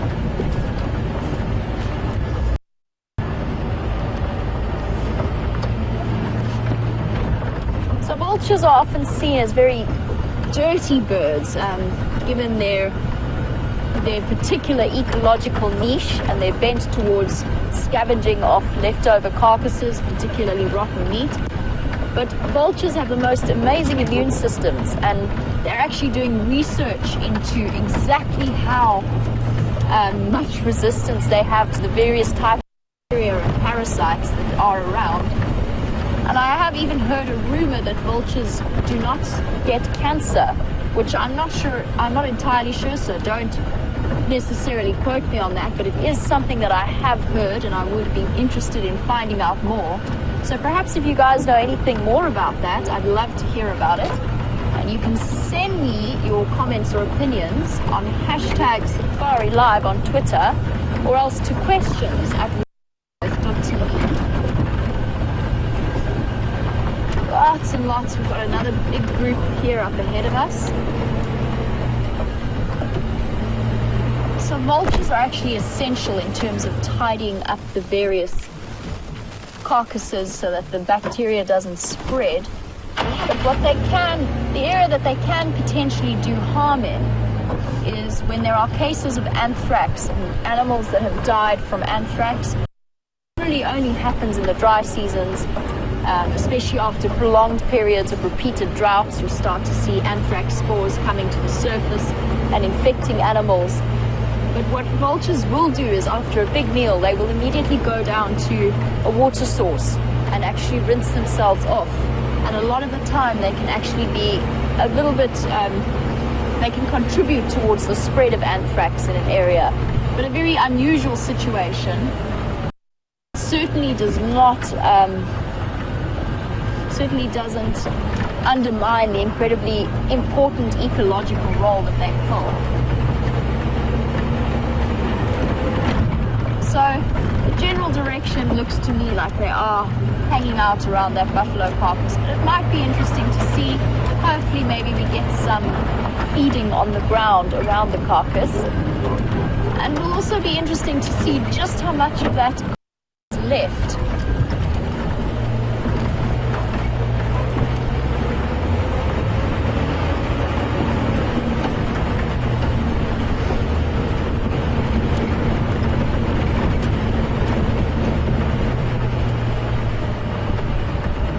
So when I mentioned the study on the hooded vultures and locating some of their nesting sites, I was actually working with one of the scientists who was conducting those research and looking into where they're nesting. And I was just helping guide her through some of the more tricky areas of riverbed around where I was working previously.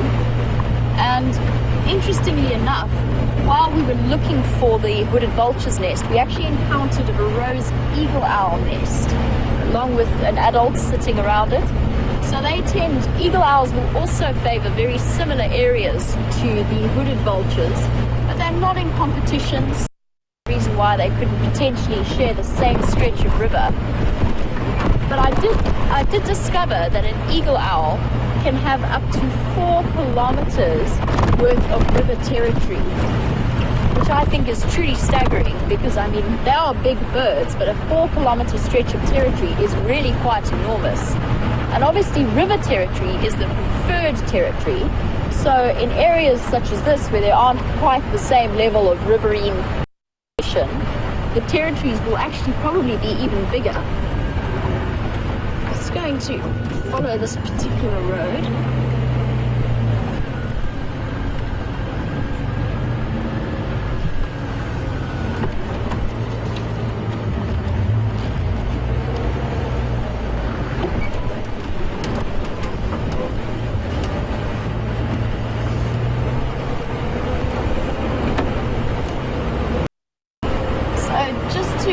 Things a little bit clearer, when I'm talking about the carcass that I suspect these vultures are at, I'm talking about the buffalo that was killed a couple of days ago by the Nkuhuma Pride. They were found, I think, was it Wednesday morning on the Sunrise Safari by Brent, and they've been feeding on that carcass for quite an extended period of time over the last few days. The lions have moved off from that carcass from this morning, but it would just be interesting, when I'm talking about the carcass, I'm actually talking about the buffalo that was killed. Now, I do know exactly where it is. However, what I am trying to do is just loop around just to make sure that I am correct and that I'm not missing something. Perhaps another carcass, just by making an assumption that they are there for the buffalo. So I am just checking carefully that I'm not making a mistake by assuming that they are there for the buffalo carcass. However, we are very much in the right area. Just double checking around just to make sure that I haven't missed something. Also gives us a nice opportunity to check one of the dams, especially on a hot day like this. A dam is a fantastic place to come and check in the middle of winter. The animals are very running out of other options apart from some of the big dams. So we're just going to check up on that.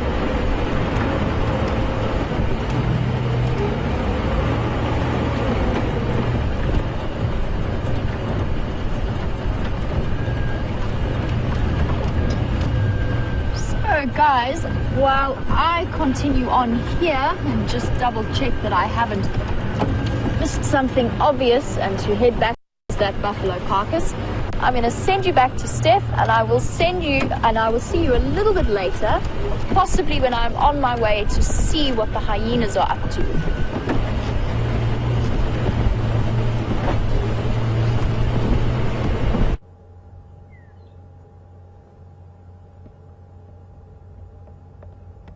Oh, welcome back. I heard you've been on the search of what vultures are busy doing in some trees. Keeping you very, very intrigued over there, I'm sure. We're still on search for this male leopard that we've been battling with the whole afternoon. But what we're starting to do now is, now I've established that he hasn't crossed out of this block where we've been searching. This block on our right hand side. And what we're going to be doing now is starting to concentrate our search on around where I saw his last tracks. Now, the tracks are quite old, which is why I decided to increase my area to look where he crossed out. But my gut feels telling me that he's somewhere inside here on our right hand side. So now what myself and Jean are going to do is we're going to be heading toward prominent trees, prominent termite mounds, prominent patches of shade, and we're going to be slowly winding our way through the bush. And my hope is that with us, the evening has started to cool down now, this evening breeze has picked up, and animals are starting to move around a bit more. Even birds have started to sing again. We've got some long-tailed shrikes, or magpie shrikes, calling in front of us. What I want to try and do is get to them. They're just a little bit in front of us, and I'll show you what they're doing. They're putting on a bit of a show. And they actually got such a beautiful call.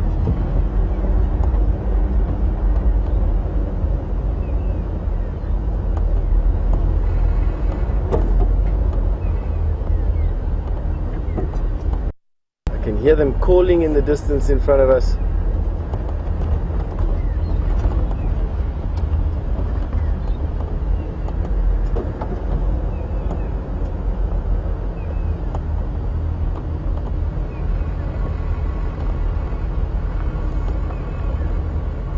We're starting to get a bit closer to them.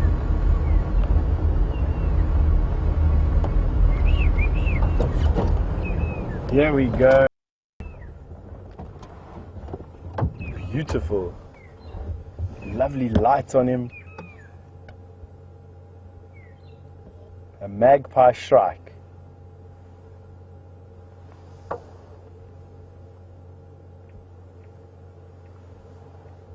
Long, beautiful tail streamers used to display.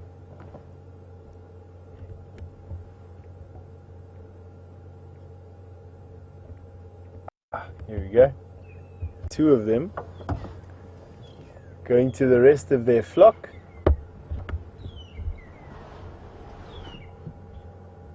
And if you listen quite carefully, you'll hear the sound that they're busy making.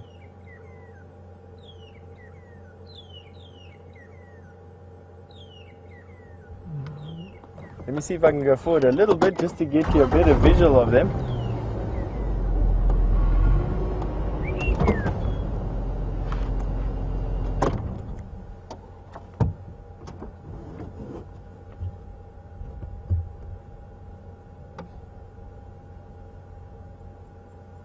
They've stopped singing now.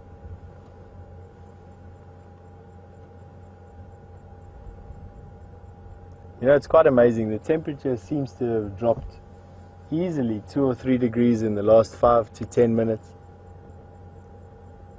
I'm starting to hear insects trilling again, some crickets. That little magpie shrike swinging there on his branch. Ah, here he comes.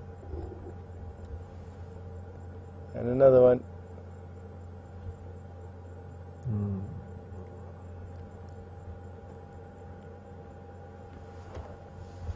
That one over there.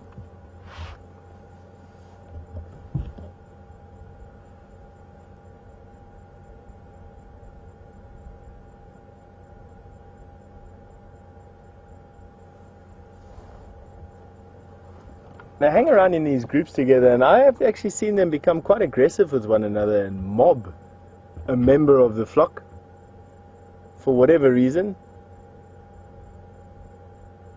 They're always sitting in the sun. See, they've now flown off. one or two more around. We're going to carry on looking for this leopard. Go down the road. We're going to be turning.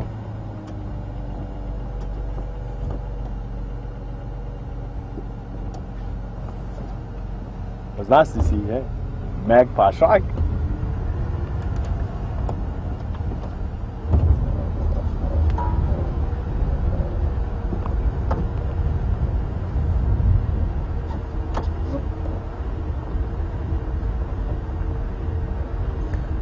So Hyena, good evening, and Hyena has asked, have we seen a marabou stork yet on Game Drive? I definitely haven't seen a marabou stork in some days now.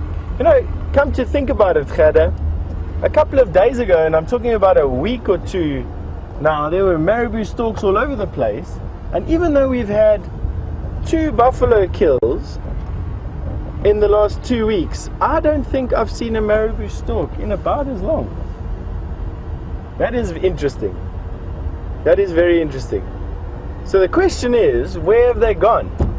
And I think if I were to guess at an answer, it would be that they are clustered around the river systems that are drying up.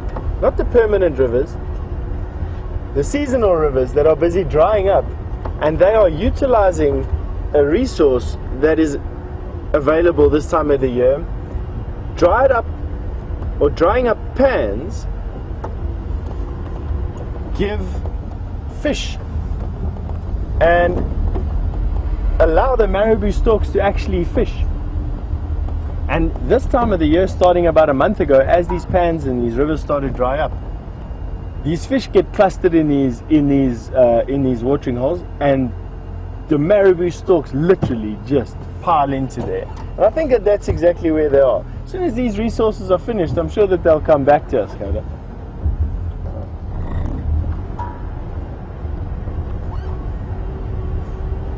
It's been so difficult actually tracking this leopard on this road, I must be honest. There's been a lot of traffic up and down today, and has almost completely obliterated any form of tracks. For those of you who were with us a little bit earlier, the car that passed us sort of just drove straight over our tracks. The Hyena tracks that we're going to show you. It's not too much of a problem. I'm pretty certain that this male leopard is still in this block that we're driving into. And it's just a matter of time before we pull him out. What I do want to try and show you is up in front of us now. A couple of weeks ago, while I was tracking a leopard, also a leopard through this area, funnily enough, I stumbled upon this porcupine den. And I want to see if I can show you this porcupine den. It is a massive porcupine den, hollowed out of a termite mound. While I'm driving up here, I just want to keep my eye open for this cat. So this time of the day, prominent trees, termite mounds. Keeping my ears open all the time.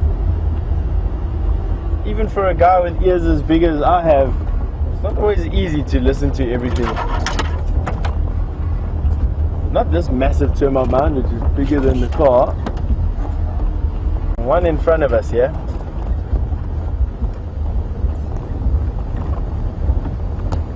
I've got that leopard tracks on the ground right here. See if I can show them to you. So I've just caught a glimpse of the tracks of this male leopard, which is a good sign.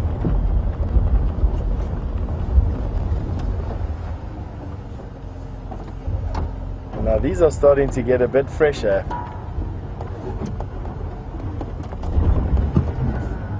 See if I can show them to you. I'm going to get out and I'll circle it for you.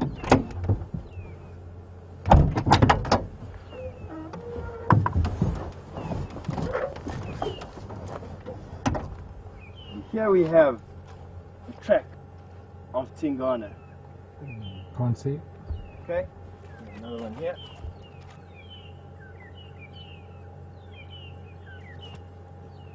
1, 2, 3, 4 toes, and the track here at the back going in this direction. That's what we've been looking for. Now, we have been tracking this track. I was fully expecting to find this track on this particular power line. I was fully expecting to find the track on this particular power line. It was just that this was probably made last night or early this morning, and I want to get to a place where we're a little bit fresher. We're a little bit fresher on the track. Now, it was a hot day. He's probably been lying down. He had a belly full of kudu, and he's quite far from where that kudu was taken from him by those lions, or where we saw him last night for that brief glimpse that we had of him walking away down the road. But somebody's just telling me he's here. Don't worry, we've got more to show you for sure. I've got a gut feel that we are going to find him, or we are going to find some more tracks of him. We've been lucky so far, why not now?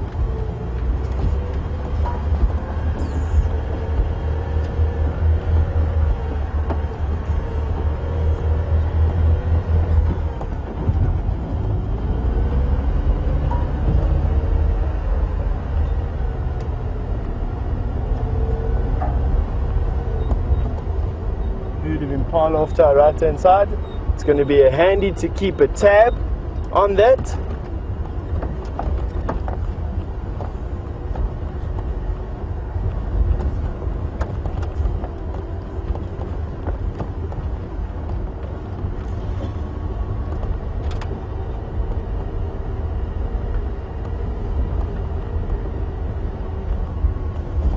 David in Michigan has observed me walking around in the bush from time to time, and he also observed quite correctly that I was walking slowly. David, in some instances, walking slowly is definitely preferred to walking fast. It allows you more time to search every bush and every shadow that you're walking into, and especially if you're quite close to something that's potentially dangerous. It's always a good idea to take the time to definitely scan your surroundings. I don't always walk slowly. There are times when I march through the bush. I don't know, it's a good thing. I've marched through quite thick areas as well. I suppose it comes down to how I'm feeling about that particular area.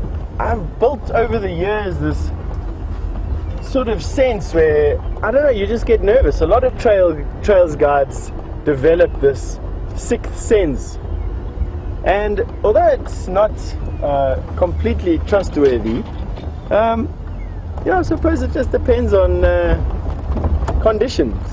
Now here's this porcupine den I wanted to show you.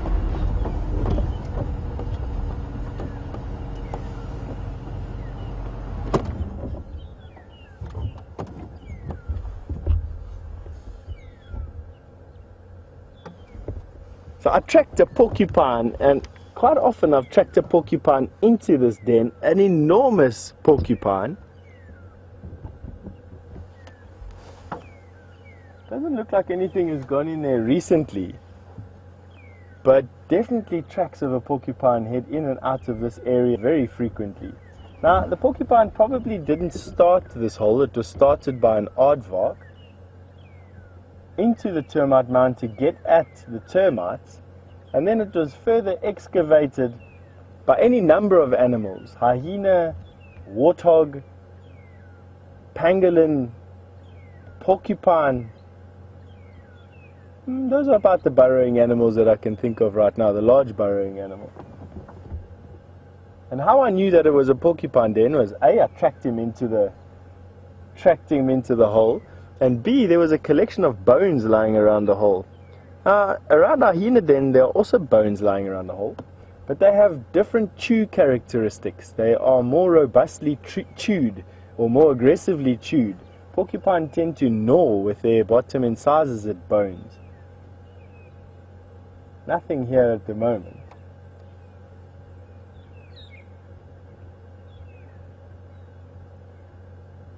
Massive termite mound. Easily dwarfs this vehicle. I'm just taking some time to listen. haven't got Tingana's tracks on the floor here anymore. My feeling is his core territory, where he comes from, is off to our left-hand side. And we've spent most of the game drive, in actual fact, checking all the periphery for sign of him. He hasn't come out. I think that he's gone left of where we are, back towards his territory. We're quickly going to cross to Jamie. I heard that she's got a steenbok to show you. And before it runs away, see you in a bit.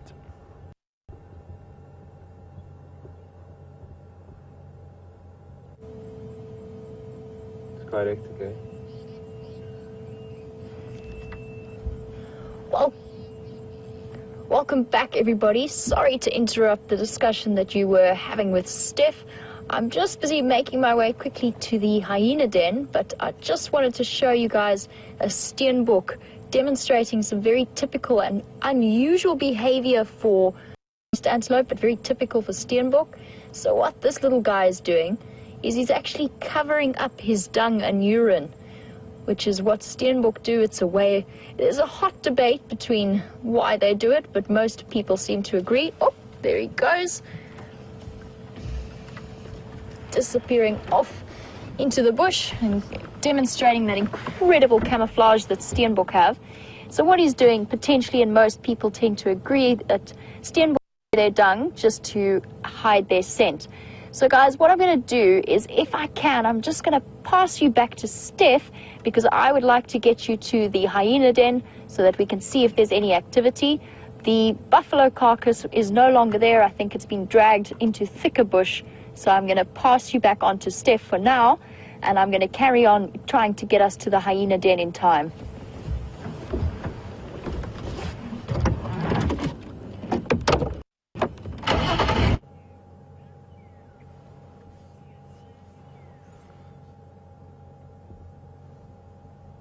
Hey, welcome back from that steenbok. Isn't it amazing we can get you onto this action just before it ends up running away, and then come back to us, switch back again whenever there's something exciting to see. Now, ending today beautifully with almost exactly the same color sky as what we started with this morning. It's beautiful golden yellow or yellow sky, not red at all, not a cloud in the sky. Bush is starting to calm down. It's losing that heat fizz, as I like to call it. Animals and birds are starting to move around, starting to get nice and cool. We've had Tingana's tracks on the floor behind us. My gut feel, it tells me he's going to head off towards our left-hand side, back to his territory. Are we going to drive into this block, stopping periodically to hear or listen to the bush around us? We're going to be listening to see what the bush is trying to tell us. Squirrels, monkeys, impala, kudu, nyala, zebra, many animals could give us a clue as to where he is. Let's hope he makes a mistake and gets too close to something, and it shouts at him and tells us where he is.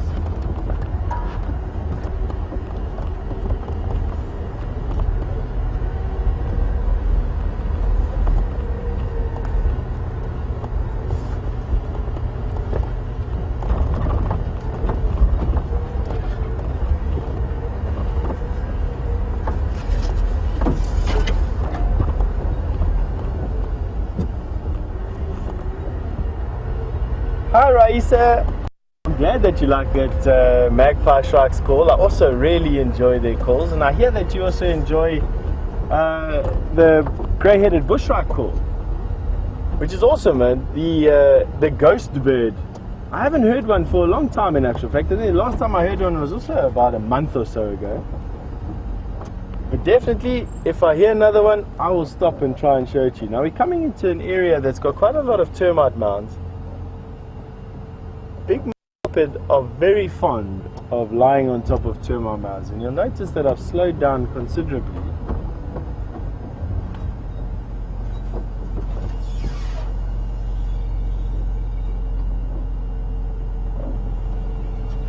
Just see that termite mound out there.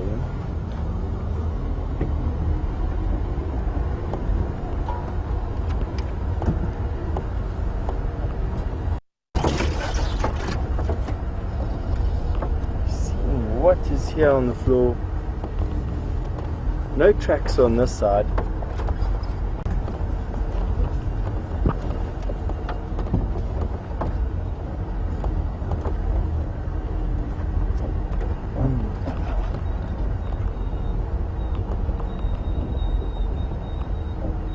Now we have driven here previously this afternoon looking for tracks crossing over this road. The substrate does get a little bit hard here at this particular point.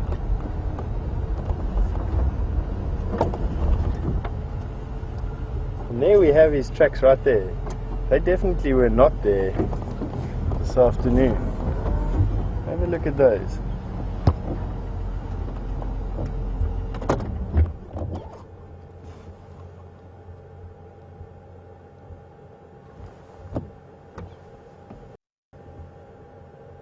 Well, they may have been, because I'm actually just looking down the road and it doesn't seem to have come on. It's going down in that direction. Let's see if he crosses over here anyway. It came down the power lines.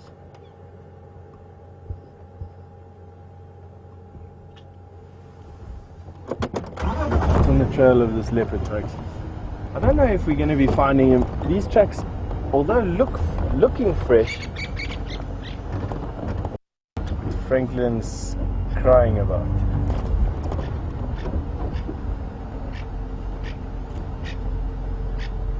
Now that is definitely an alarm call of a Franklin. If I was standing further away, I'd actually almost say that there was a leopard right here in this bush. I didn't see that Franklin jump into the air with my own two eyes.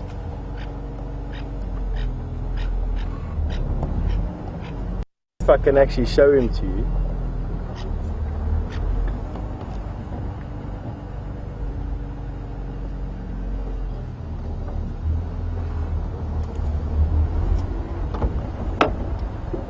Now,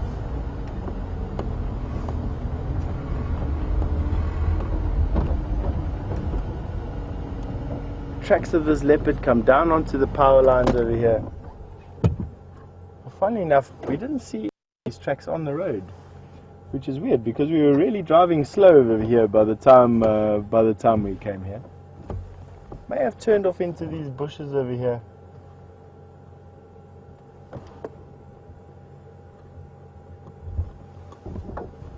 Leopard. Just when you think that you're getting good at finding these guys, they turn around and show you who's the boss.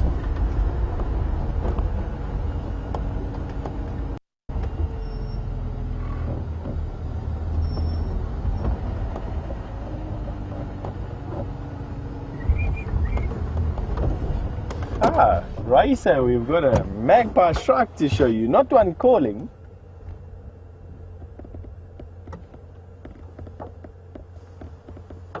But definitely one sitting in the sunset light.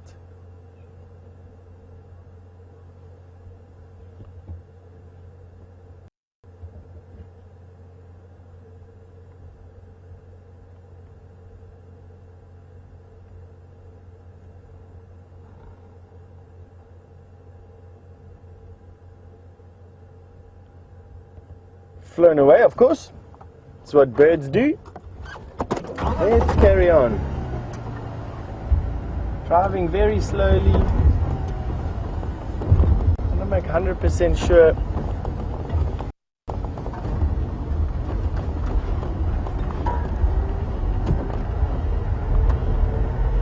Very surprised at the distance that this animal has managed to cover. Not uncommon for these leopards to walk during the day, especially during winter. I'm not surprised. The nice thing is, and it's a little bit of a calmingness to my ego, is that it doesn't look like he's walked on top of our vehicle tracks. So we haven't bypassed him in our search. Now let's see if he comes out on this road.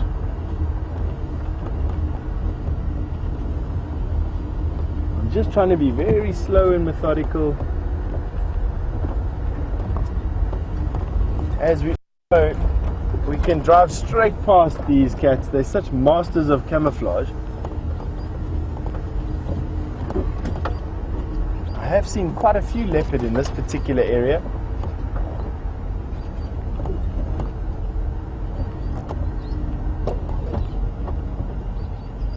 The noise we were hearing is an atypical call of a brown-headed parrot.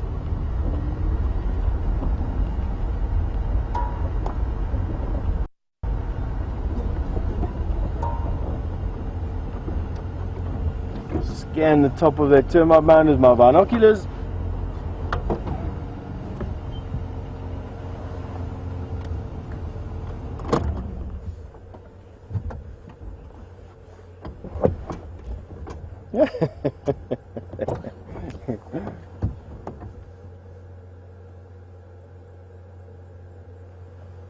Jamie, I'm en route to the hyena den, and rather than run around in circles or watch this leopard follow me around or drag me around by my nostrils over here, I'm sure Jamie has got a lot more exciting things to show you right now than just the dusty termite mound.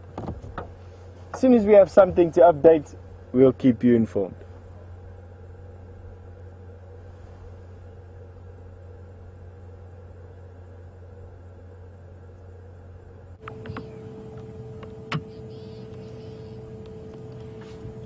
Hi guys, and welcome back.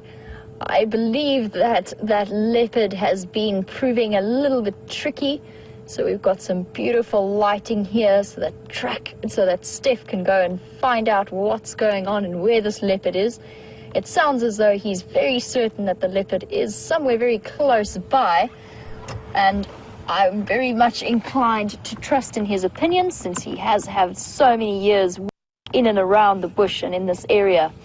So at the moment what I'm doing is I'm very, very close to the hyena den. We are maybe at the most 5 minutes away. So we're going to head there now, and the reason I'm going at this moment is because it should be cool enough for the hyenas to be active. But also I don't want to be there too late so that we start losing light, just because I don't want to put spotlights right on that, particularly on the young cub. We can maybe look at some of the adults in the but I don't want to shine directly on a cub that young. So let's head out and see what we can find. We're not too far away, so hopefully we start to see some of the adults returning to the clan den.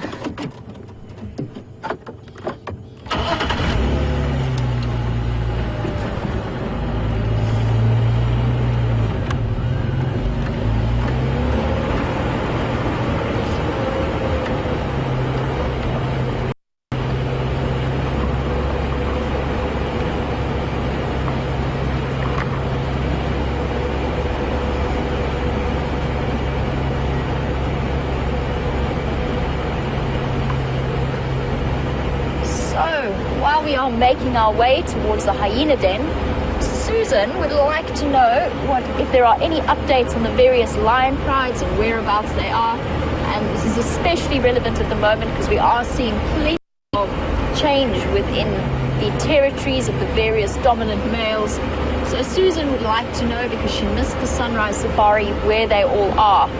So Susan, unfortunately you missed out on a beautiful sighting of the sticks and their cubs. However, they have now crossed south of our border. I'm not sure exactly into which property, but they have crossed to the south. The guys have found the Nkahuma pride this afternoon, and they have moved off east of and not very far either. So they are still fairly close to where they had that buffalo kill a couple of days ago. Not too far away. The Matimba males, to the best of my knowledge, are now moving with the sticks, still moving with the sticks pride. They were seen on Cheetah Cutline, so our southern boundary this morning. But they have moved south as well, along with the sticks. As for the Birmingham boys, I'm not entirely certain at the moment. Last I heard, they were off to the west, the southwest, but I'm sure that they're going to be doing plenty of moving around. If they are pushing south towards Juba and the Arathusa side, they are going to find that they start encountering other male lions, and it will be interesting to see what they decide to do and where they decide to go. If the Birmingham boys do move into the area, it does mean trouble for both the Nkuhumas and the sticks. As as I'm sure some of the regular viewers know, are typically associated with the timber males. So if the Birmingham boys do decide to go looking for trouble, there is a good chance that the lionesses will avoid them at all costs to protect their cubs. In particular, it spells serious trouble for Junior, the 3-year-old male from the Nkuluma pride, and he will definitely be making himself very scarce. So we're just approaching the hyena den now, and what I'm going to do is just put my vehicle into low range because I can see one of the youngsters there. And the reason that I'm doing that is just to keep my vehicle noise a little bit lower, just to keep the revs down so that we don't cause them too much disruption.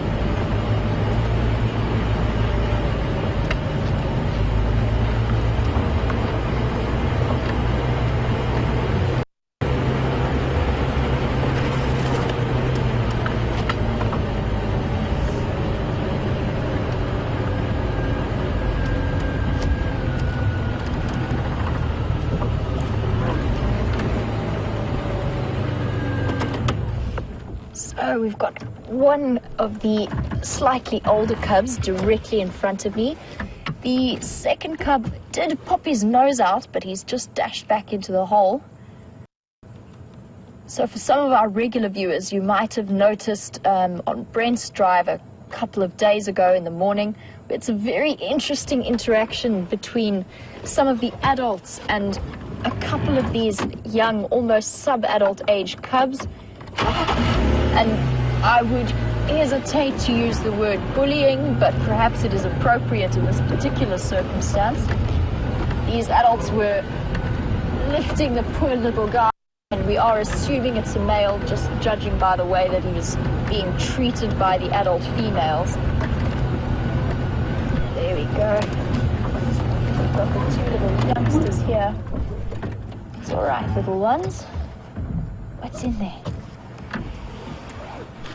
Here we go, the one's just grabbed a bone. Nice little yawn.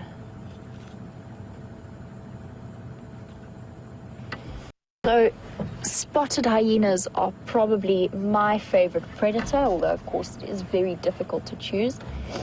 And that is largely due to their incredible social dynamics and the way that they interact with each other.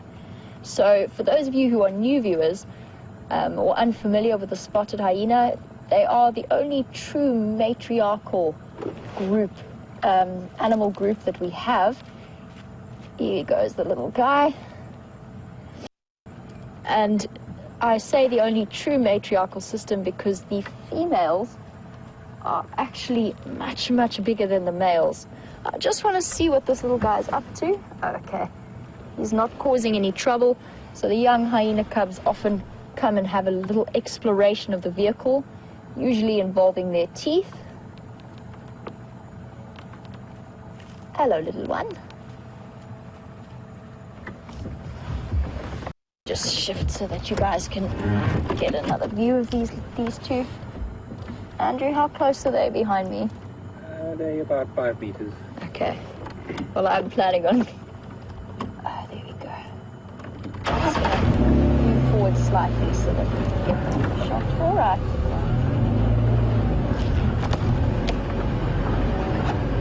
So the reason that these guys might seem a little bit skittish, as opposed to some of the previous hyenas that you guys may have seen at this den, is just because there isn't an adult present. So they're not feeling as comfortable and potentially cocky as they might normally. So I'm just going to switch off while we've got this guy here. He's decided that it's still worth coming back to his bone.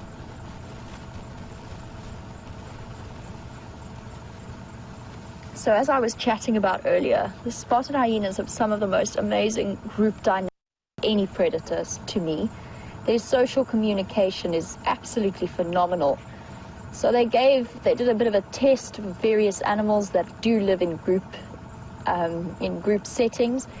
And the test was to see if they could figure out how to get meat off a platform. And the platform had 2 ropes connecting it, but they had to be pulled in opposite directions in order for the meat to fall down, which means that whichever species they are, look at their communication, they have to communicate with each other to pull and work out that you have to pull in opposite directions to get the meat to fall down. And they did do this experiment with a couple of different animals, and what they discovered was that chimpanzees worked it out very, very quickly, and hyenas were close to follow behind. But then what they did was they swapped one of the members for a new member of the group who had never seen this puzzle before, and almost immediately without, so there's social cues and body language. So what you guys just saw actually is one of the very special things that sets hyenas apart from some of the other big predators. And what this guy is doing is he's actually practicing a skill that he's going to be using in adulthood, and that is known as anal pasting. So hyenas have an anal gland that when they want to mark a part of their territory or leave a message, they actually invert, and they leave a quite pungent secretion on a blade of grass. And you'll see it particularly around den sites, but also marking regularly used pathways. And this paste that is sitting on the grass blade will actually stay there for days at a time, unless it's very rainy, of course, but it is very sticky, and it stays for a long time, and it carries a message as to which hyena has left it, and how and what it means, what the reproductive status of that hyena, its sex. So it's all a fascinating, you can think of it almost as a spotted hyena social media update. So something like updating your Facebook status or your Twitter status. That is what that little cub was practicing doing in preparation for adulthood. And it is what sets hyenas apart from things like dogs and cats and pushes them more towards the mongoose family. So very, very interesting display there. So we definitely suspect that at least one of these little cubs is a male, and that is largely due to what we've seen with the interaction from other clan members. And in all hierarchy with spotted hyena, any male is automatically placed underneath even the lowest ranking female. There we go, just exploring, using that incredible bite force to chomp into that bone. And hyenas do have an unbelievable force behind their jaw and incredibly powerful teeth that are structured for crushing and getting into the best parts of the nutritious bone, which other predators and other carnivores actually cannot utilize all that well. So they are perfectly adapted for that purpose. Their teeth, instead of having a shearing, cutting molar surface, is actually more for crushing. And that's also ties into a very interesting aspect of the way that the hyena body shape is. So you'll notice when these guys walk around, their front end is much more pronounced and bigger than their rear end. And that's a combination of reasons. One of them is that they are adapted to long distance movement. So for nomadic animals, they can travel huge distances at fairly great speed without getting too tired. So that is why they've got that. They take the weight mostly on the front of their bodies and then do what's known as a crosswalk. So their left front foot and then their right back foot will fall together. It's a very, very interesting and a very energy efficient gait. But also that those powerful shoulders also provide a really nice attachment point for the jaw muscles to stretch right through and provide them with a firm anchorage to provide that bite force that they are so famous for. And this is particularly pronounced in spotted hyenas, but it's also seen in the striped hyena and the brown hyena.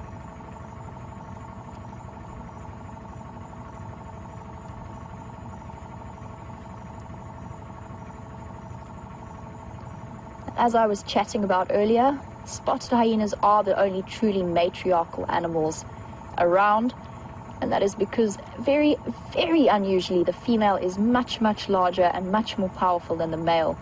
And in fact, due to the high levels of male hormones that she has in her body, has an extended clitoris that is almost like a penis. So it's very difficult to actually tell the sex of a hyena, and it's only by watching their social dynamics and or to see cubs suckling that you will actually know the gender of a hyena that you're looking at.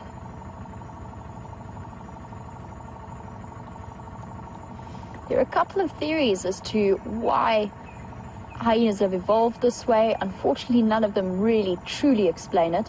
Well, I say unfortunately, but maybe that's one of the wonderful things about being out here and seeing these incredible animals, is that we can't fully explain exactly why it is they are adapted the way that they are.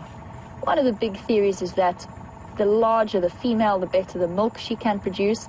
And it is true that hyenas have potentially the most nutritious milk of any of the carnivores out here. But of course, that doesn't explain completely why the females are so much more powerful than the males.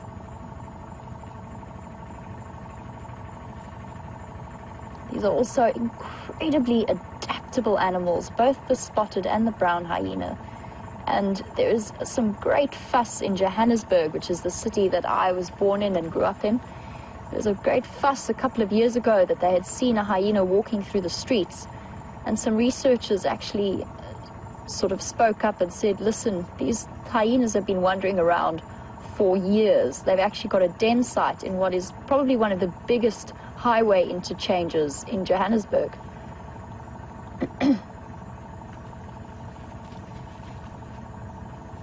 Little bit of play there.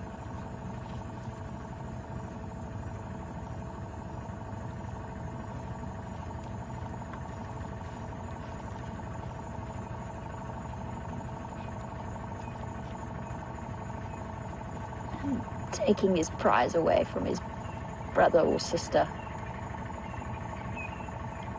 So at the top of the hyena ranking system will be the matriarch, and her cubs will inherit her high status. I'm just going to try and reverse a little bit so that we can see that little cub better.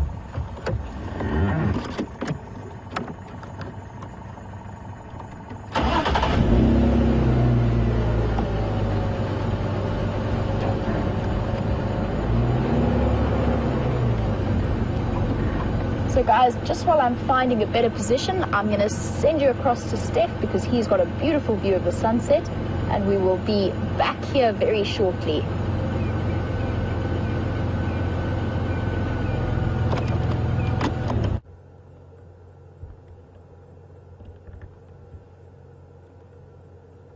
And from sunrise to sunset today with us. And have a look at that sky. Lots of bushfires around this time of the year, and it looks like there's one there. That slight haziness that you're seeing is smoke from fires, not cloud. Have a look how quickly that sun sets. We are racing away from the sun here at around about 1,250 kilometers per hour. Well, that's evident there. We're just going to keep quiet and watch the sun go down. It's such a magical time of day.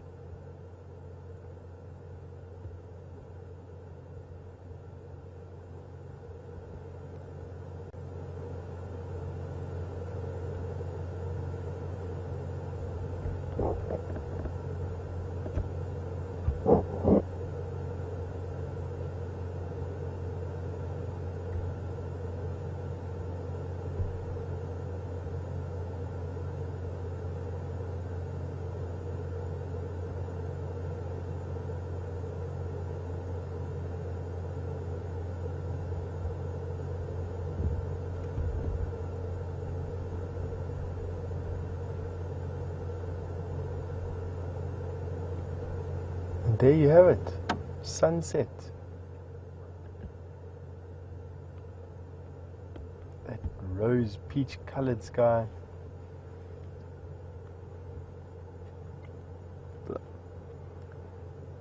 Now that you joined me for a sunrise and a sunset, we're going to be going, well, I'm sure you want to get back to Jamie and the hyena then. We'll see you when we have something exciting to show you.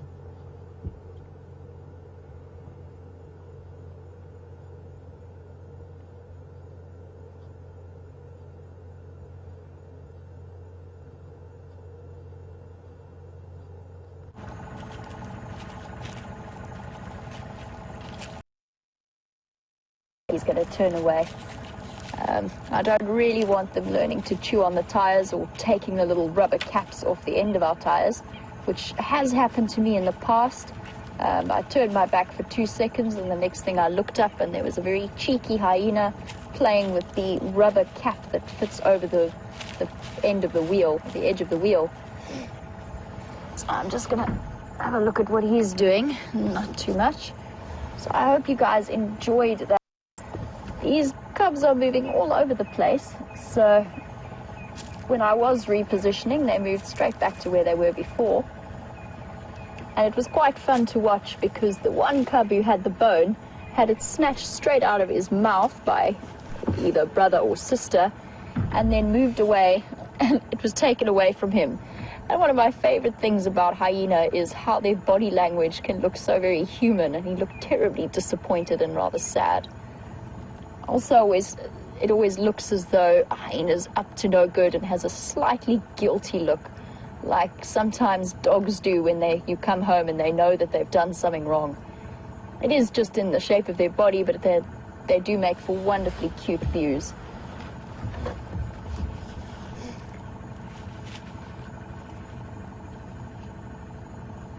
So very recently, up until very recently, it was very strongly thought that siblicide or canism was very common amongst spotted hyena cubs. So that's the kind of situation where one cub, particularly if 2 females are born, vies for dominance to the point that it will actually kill the other sibling. It's actually recently been thought that this may not be as prevalent as we originally believed, and that a more common cause of mortality for cubs is committed by their aunts or another relative that would be another female member of the clan. And she might be doing this as a way of ensuring the survival and success and reduce the competition for her own cub. So still a study that is potentially in its infancy and nothing is yet proved, but it is an interesting discussion to have about whether or not this is the case, because of course most of the female clan members, in fact all of them, will be in some way related.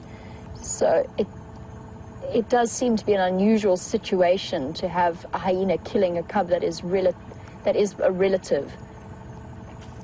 However, I think it's probably particularly common when it is a lower ranking female who is trying to ensure the success of her cubs, who will, as I mentioned before, automatically inherit her status.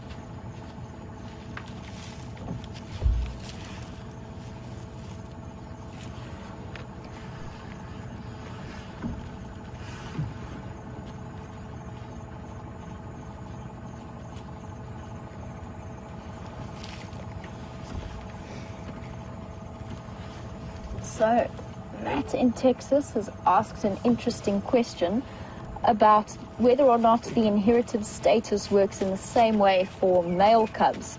So, will the cubs of a matriarch inherit her status if they are male? And will they be higher ranking than a cub born male to a lower ranking female? And the answer is yes, the inherited status still works that way, but it doesn't last for very long, because as soon as a male hyena reaches its maturity age, it will actually leave the clan, and pretty much as soon as possible. And having witnessed the way that these guys were bullied last time I was here, I don't really blame them for disappearing off as soon as possible. But yes, a male cub born to a high-ranking female will have a higher-ranking position than a male cub born to a lower-ranking female, which is surprisingly complicated to say, but that is exactly what I mean. But they will still always, any male cub will have a lower status than any female cub, even if it is a high-ranking male against the lowest-ranking female.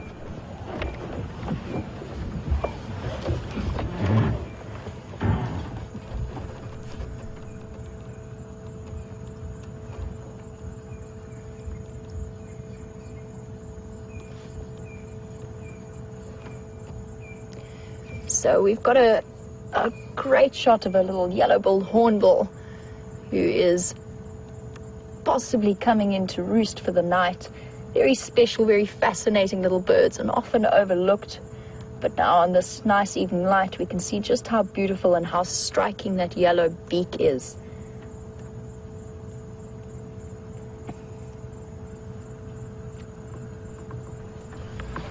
So guys, just while we're here and the cubs are a little bit off away and in behind some trees, and they are moving all over the place this evening, so it's difficult to keep up with them. But I have a question, or at least an observation from Kathleen, who pointed out that part of the den looks like it might have collapsed. I did notice that as well. I'm not as familiar with this den site as some of the regular viewers might be, but I do know that it is fairly common for some of the tunnels to give in, to cave in.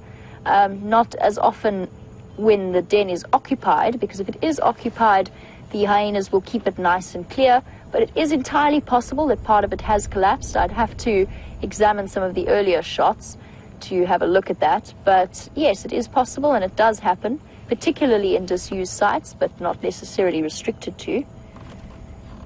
So let me just have a look at where the cubs have vanished to.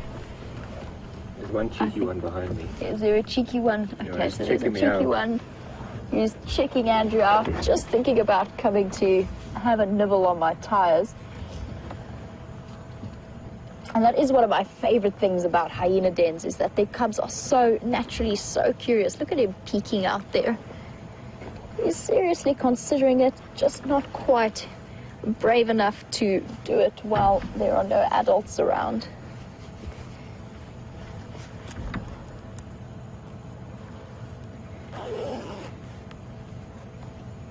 I actually, in the process, in the place that I used to work at, we worked quite a lot with locating and monitoring hyena dens. We'd often go there to put up camera traps, just to try and get a better handle on which hyenas are part of which clan, because a den site is quite a good way of gauging at least some of the high-ranking females and putting together ID kits for them.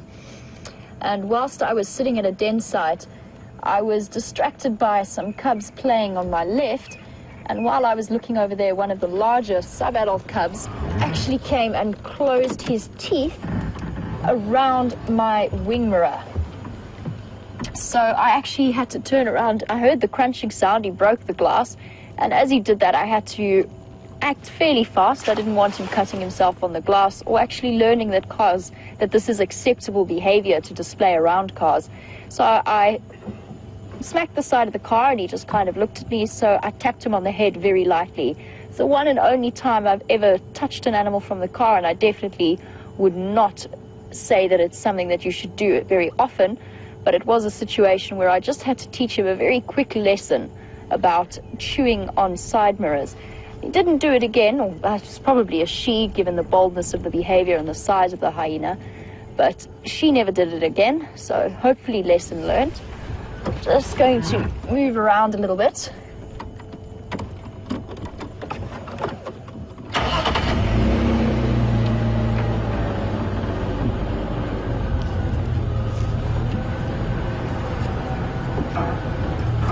Here comes a little cub running in from the side. Did you get a fright, little one?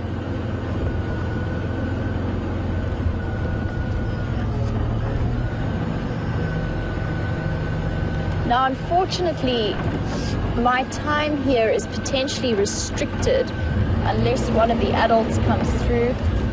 And the reason for that is it's not appropriate to shine a spotlight on young cubs at a den site, particularly where they are unattended by an adult. Here comes the other one. Just move back a little bit, give this cub some space to come in from this side. There he goes, running. It's all right, little one. So they were getting a little bit adventurous. They'd actually strayed quite far from the den, and then I think potentially a foreign noise or a foreign smell just gave them a bit of a fright, and they've come scurrying back for safety.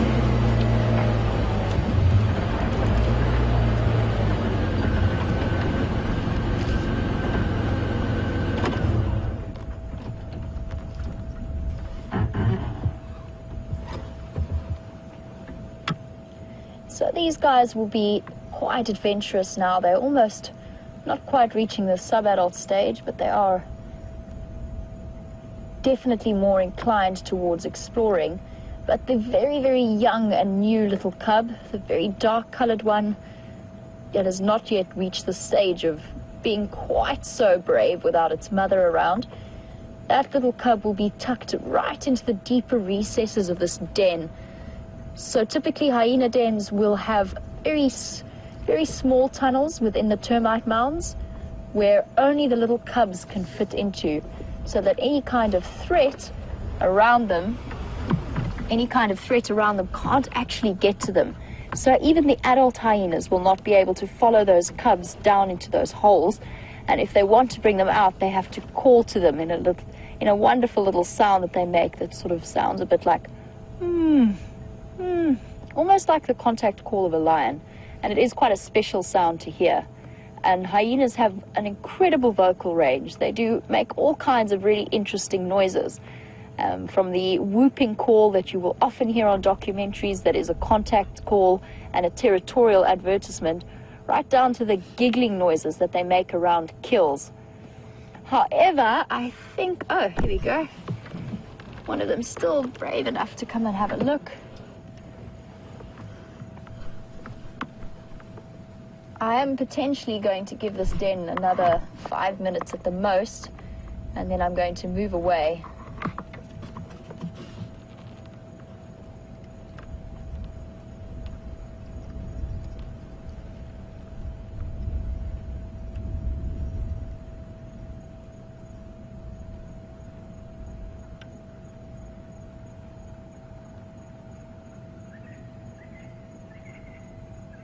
If you are one of our regular viewers and you've been following the progress of this den for a long time, don't worry, I will make sure that we keep track of what's happening and try and pop in here at least once a day just to see what's going on and who's around.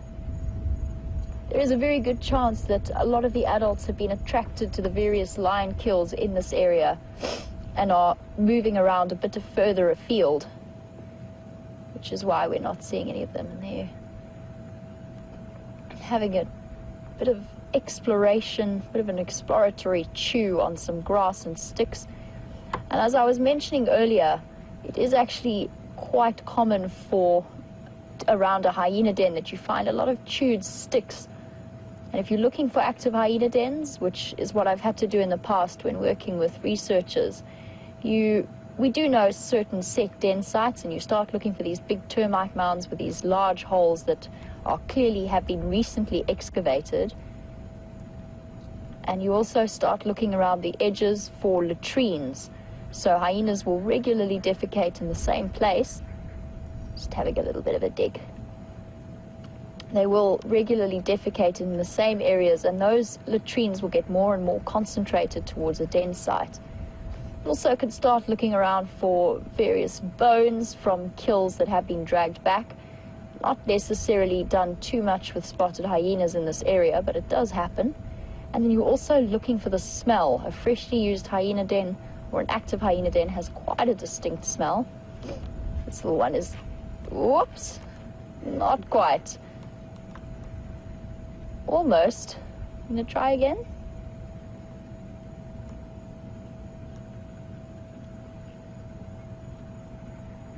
Maybe not.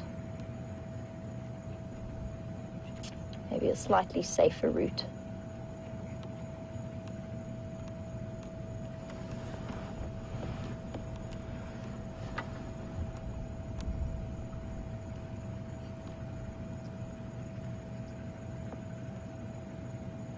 So now that this one cub has sort of moved behind this tree, making life a little bit more difficult, I'm actually going to take this as an opportunity to leave the den and to leave these guys in peace. I don't want to disturb them with a spotlight or with too much artificial light.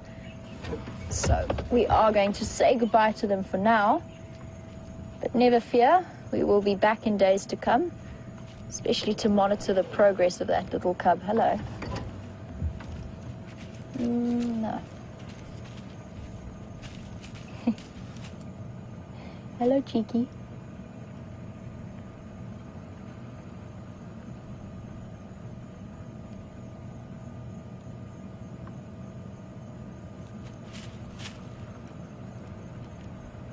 definitely thinking about having a nibble on a tire or something equally naughty. Oop. Scared himself, tripped over the log. I'm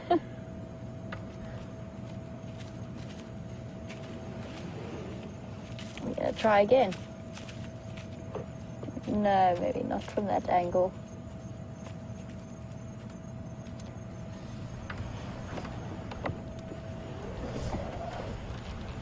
So while he's away off behind me, I just want to keep a little bit of an eye on him, just to make sure that he's not too close.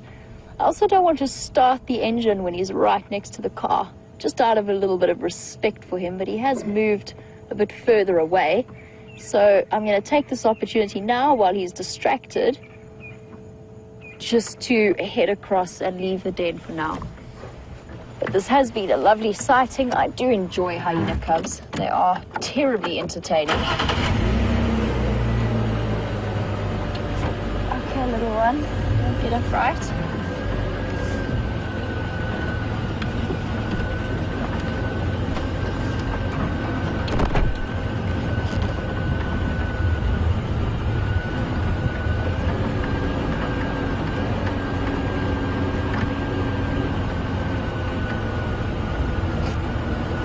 So guys, while I head out from this hyena den, I'm going to send you back to Steph because he's heard something particularly interesting on his evening drive, and I'm going to head back to where I saw the leopard tracks.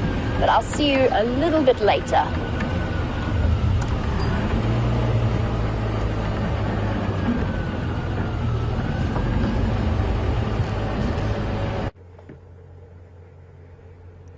Well, I hear that your hyena den has been very active and exciting to go to.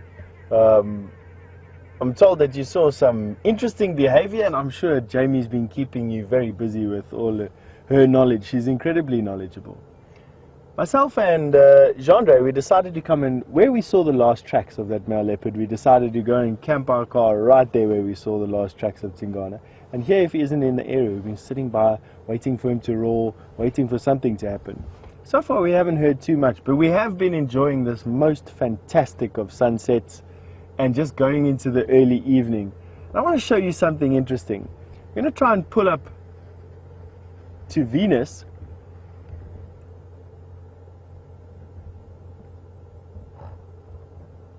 Now, Venus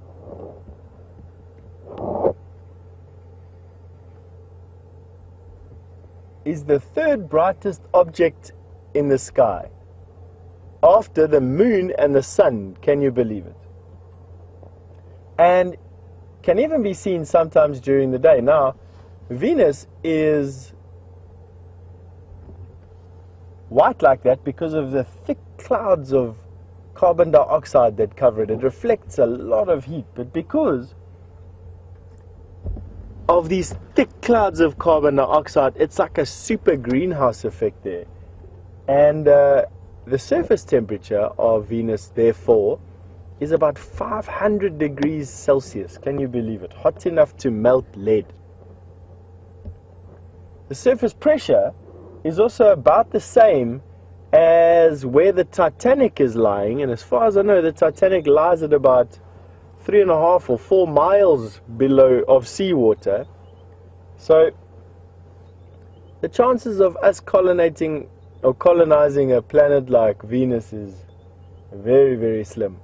Now, what's quite interesting for me is the causes, or as Brent would click when he says it. I haven't developed the ability to do that. Causa is how you're supposed to pronounce it, with a lot more pronounced click. They believe that Venus is associated to diligence. When you see Venus in the early evening like we're seeing it at this time of the year, it is there to remind youngsters to milk cows. And when Venus becomes the morning star in a couple of months' time, during our summer months, it's there to remind youngsters about the planting season. So it's a star. Lessons around diligence are given. I found that quite interesting. Now, Venus also has phases, like our moon goes through phases. At the moment, I'm not too sure what phase Venus is in. You can sometimes see it with binoculars.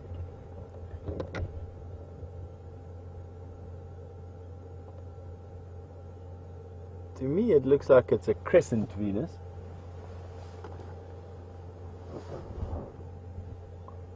But just have a look at that sky. As Jean finishes there, see if we can get it on that super zoom. Maybe you'll be able to tell me what phase Venus is in.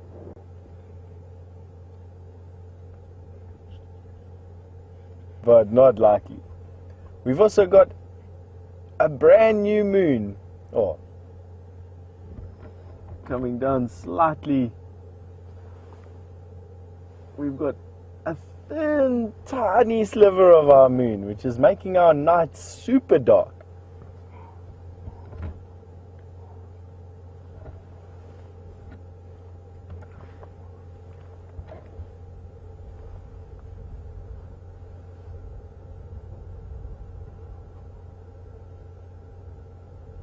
See if we can get in on the moon.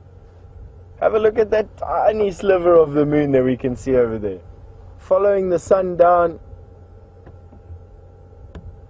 Oh, that's a lovely shot, man.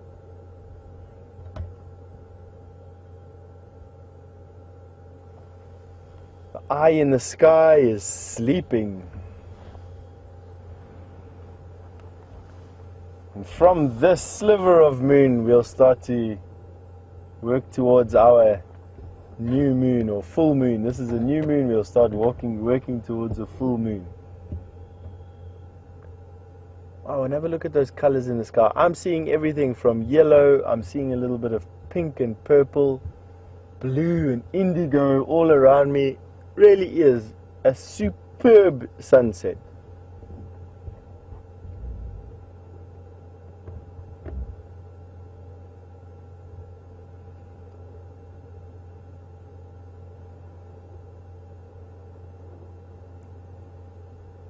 I must say, this Tingana has given us so far, I'm not giving up just yet, the slip tonight. The bush in this particular section of the park is dead quiet.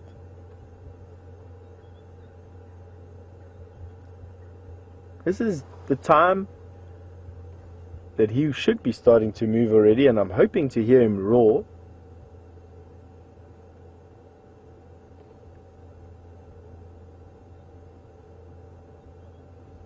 Or for another disturbance to give him away at least.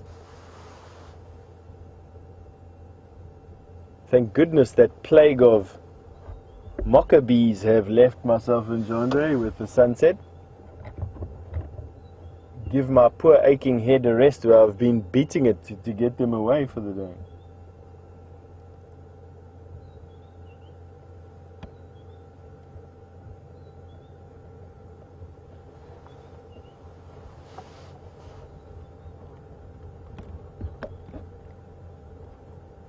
And welcome back to me. So we're still going to sit here for a little bit. Have a look at that skyline. Trees, there's a few bats flying around now with us.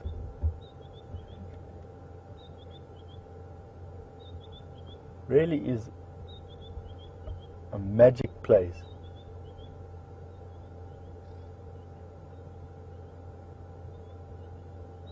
Complete contrast to the last few nights. Actual fact, for almost 2 weeks we've had really active, a lot of activity at Djuma. It's been really active. And today we just saw what we didn't see crossing our boundaries. We saw tracks of crossing our boundary.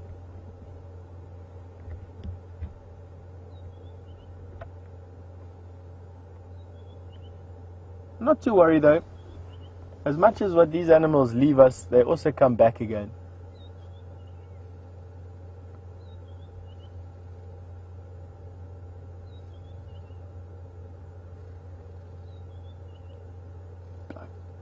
tangerine, nachi colored sky.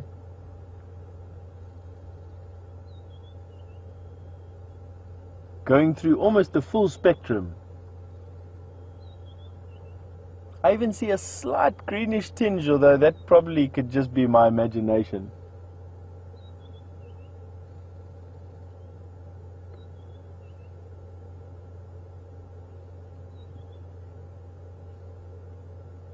Yep.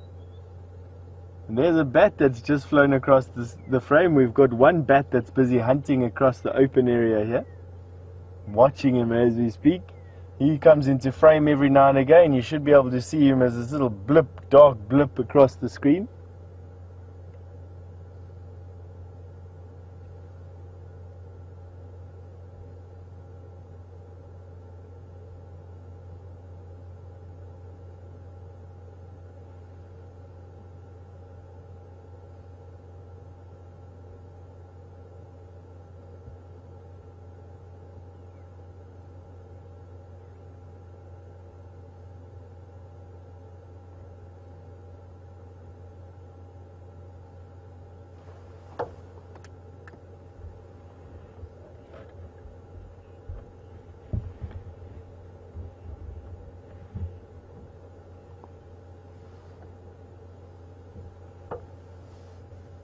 I've got an interesting question come through about where bats sleep and do they congregate in large flocks.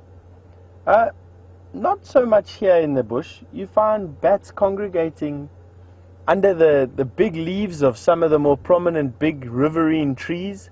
They definitely like to congregate inside hollows in trees, tree trunks, holes, cracks in wood.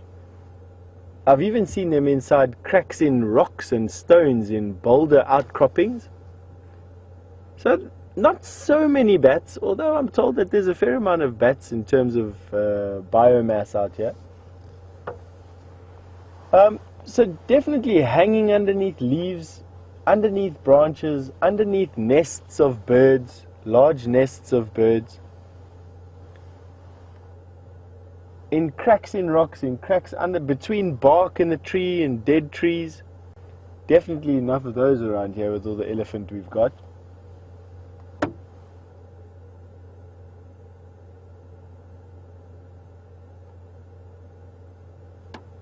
And I think it's time that we move on.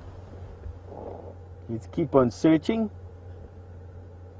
This blood red sky that we're driving through at the moment is just absolutely fantastic. And let's carry on our search for this guy who's busy running circles around us at the moment. So, off we go.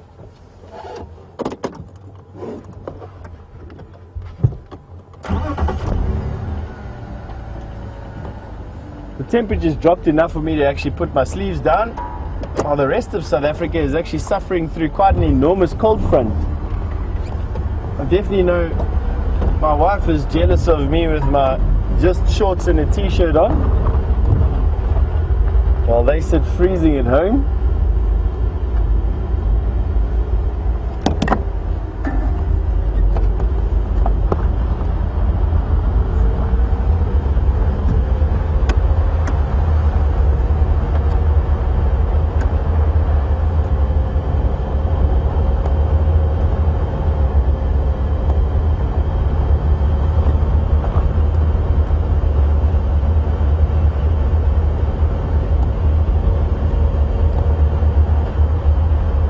Has actually dropped down only a few degrees. It's gone down to 20 degrees centigrade or 60 degrees Fahrenheit.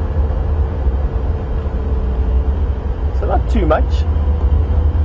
Not very uncomfortable. It'll probably drop down another 10 degrees or so, half of what it is now, during the night, with the coldest part of the night for me usually being at about dawn.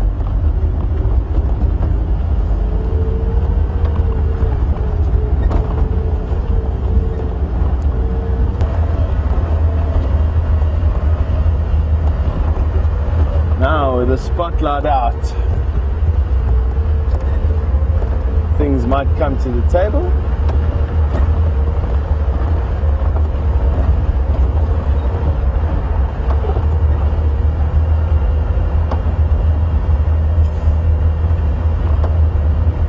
It's my pleasure, Gwen. I hear you're a fan of my strong lesson, and that is fantastic. Thank you very much. Oh, what have we got over there?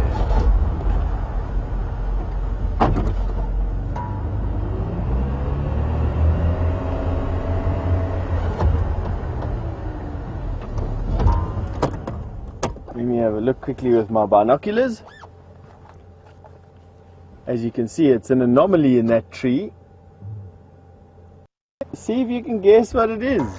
Let's see if I can hold my spotlight still enough for Jean-Andre to zoom in on that.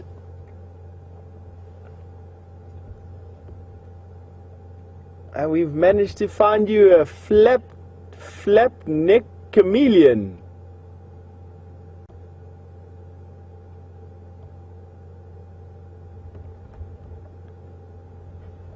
So that's the only chameleon species that we find in the Kruger, flap neck chameleon. And he would be getting ready to sleep where he is at the moment. They sleep tight at night time with their eyes tight closed. He's not asleep just yet. He would have just moved into that position probably a couple of minutes ago only. And hoping not to get eaten by something tonight. Not a very big one, but about average for this size. Now chameleons, their tongues attached to their bottom of their mouth, similar to what we do, but a lot further forward, and they're extendable tongues, almost the length of their entire body. And they'll be creeping through the bush during the day, using the sun's temperature and intensity to actually change their colors to match their surroundings, getting close to insects and then shooting out their tongue. It's quite sticky, it has a sticky saliva, shooting out their tongue to catch the insect and drawing it back into the to eat. Fascinating creatures actually. You can actually take beetles and hold them close and they'll forget about everything else and just snatch the beetle out of your hand.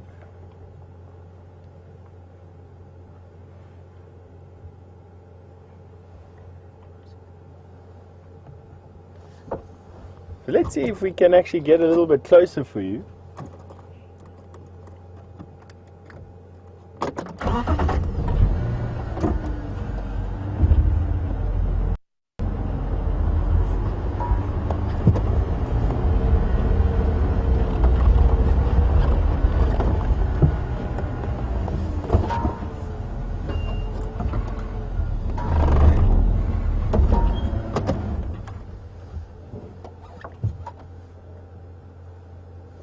There, we got you a little bit closer to the flapneck chameleon.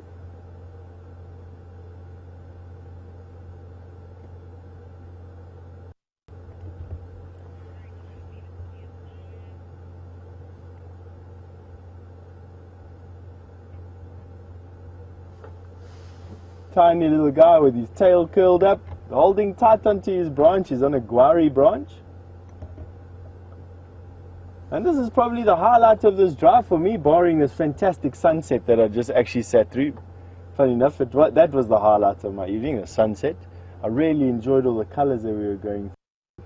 We've been tracking Tingana, unfortunately unsuccessful, from literally half an hour before game drive today, all the way through to now, and he's managed to avoid me. But we're going to pick it up again tomorrow.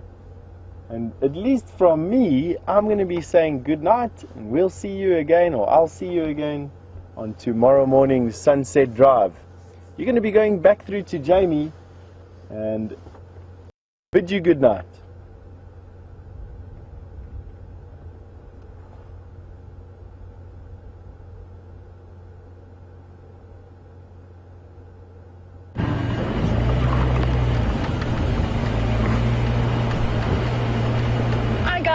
Welcome back to the tail end of our sunset safari. It's actually been quite an interesting afternoon. So we spent some time with those hyena cubs, always enjoyable and fun to watch. And I hear that you guys have just been with Steph and his chameleon. Now that is really very cool, especially to see them at this time of year. I haven't seen one in quite a long time, just because it is so much cooler. Obviously the nice warm weather today brought them out again. But very, very exciting. I love chameleons. They are simply fascinating. And it has been quite a fun afternoon for unusual sightings. I've certainly never had such a good view of a legavon or a rock monitor poking its head out of the hollow in that tree. I'm just going to check this open area nice and carefully with a spotlight. This is where I had my leopard tracks going off to. Now, it has been a rather interesting day of tracking leopards. They seem to have been running circles around us and not being very clear where they've hidden and where they've disappeared to. But I'm sure our luck will change very soon. It has been wonderful to have you guys join us on this LiveSafari experience. Just quickly before I disappear, I wanted to just talk about spotlighting. And I always told my guests that when they're driving through the bush, they must never look for a specific animal.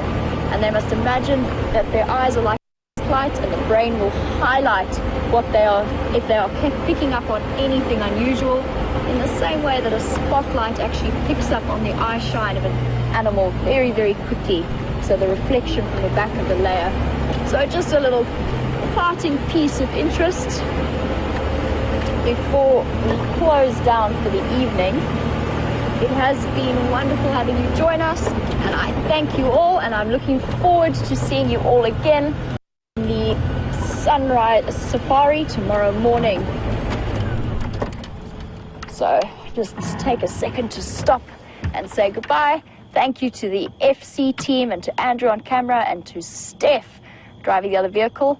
Have a fantastic evening or a good day, and I will see you guys tomorrow morning.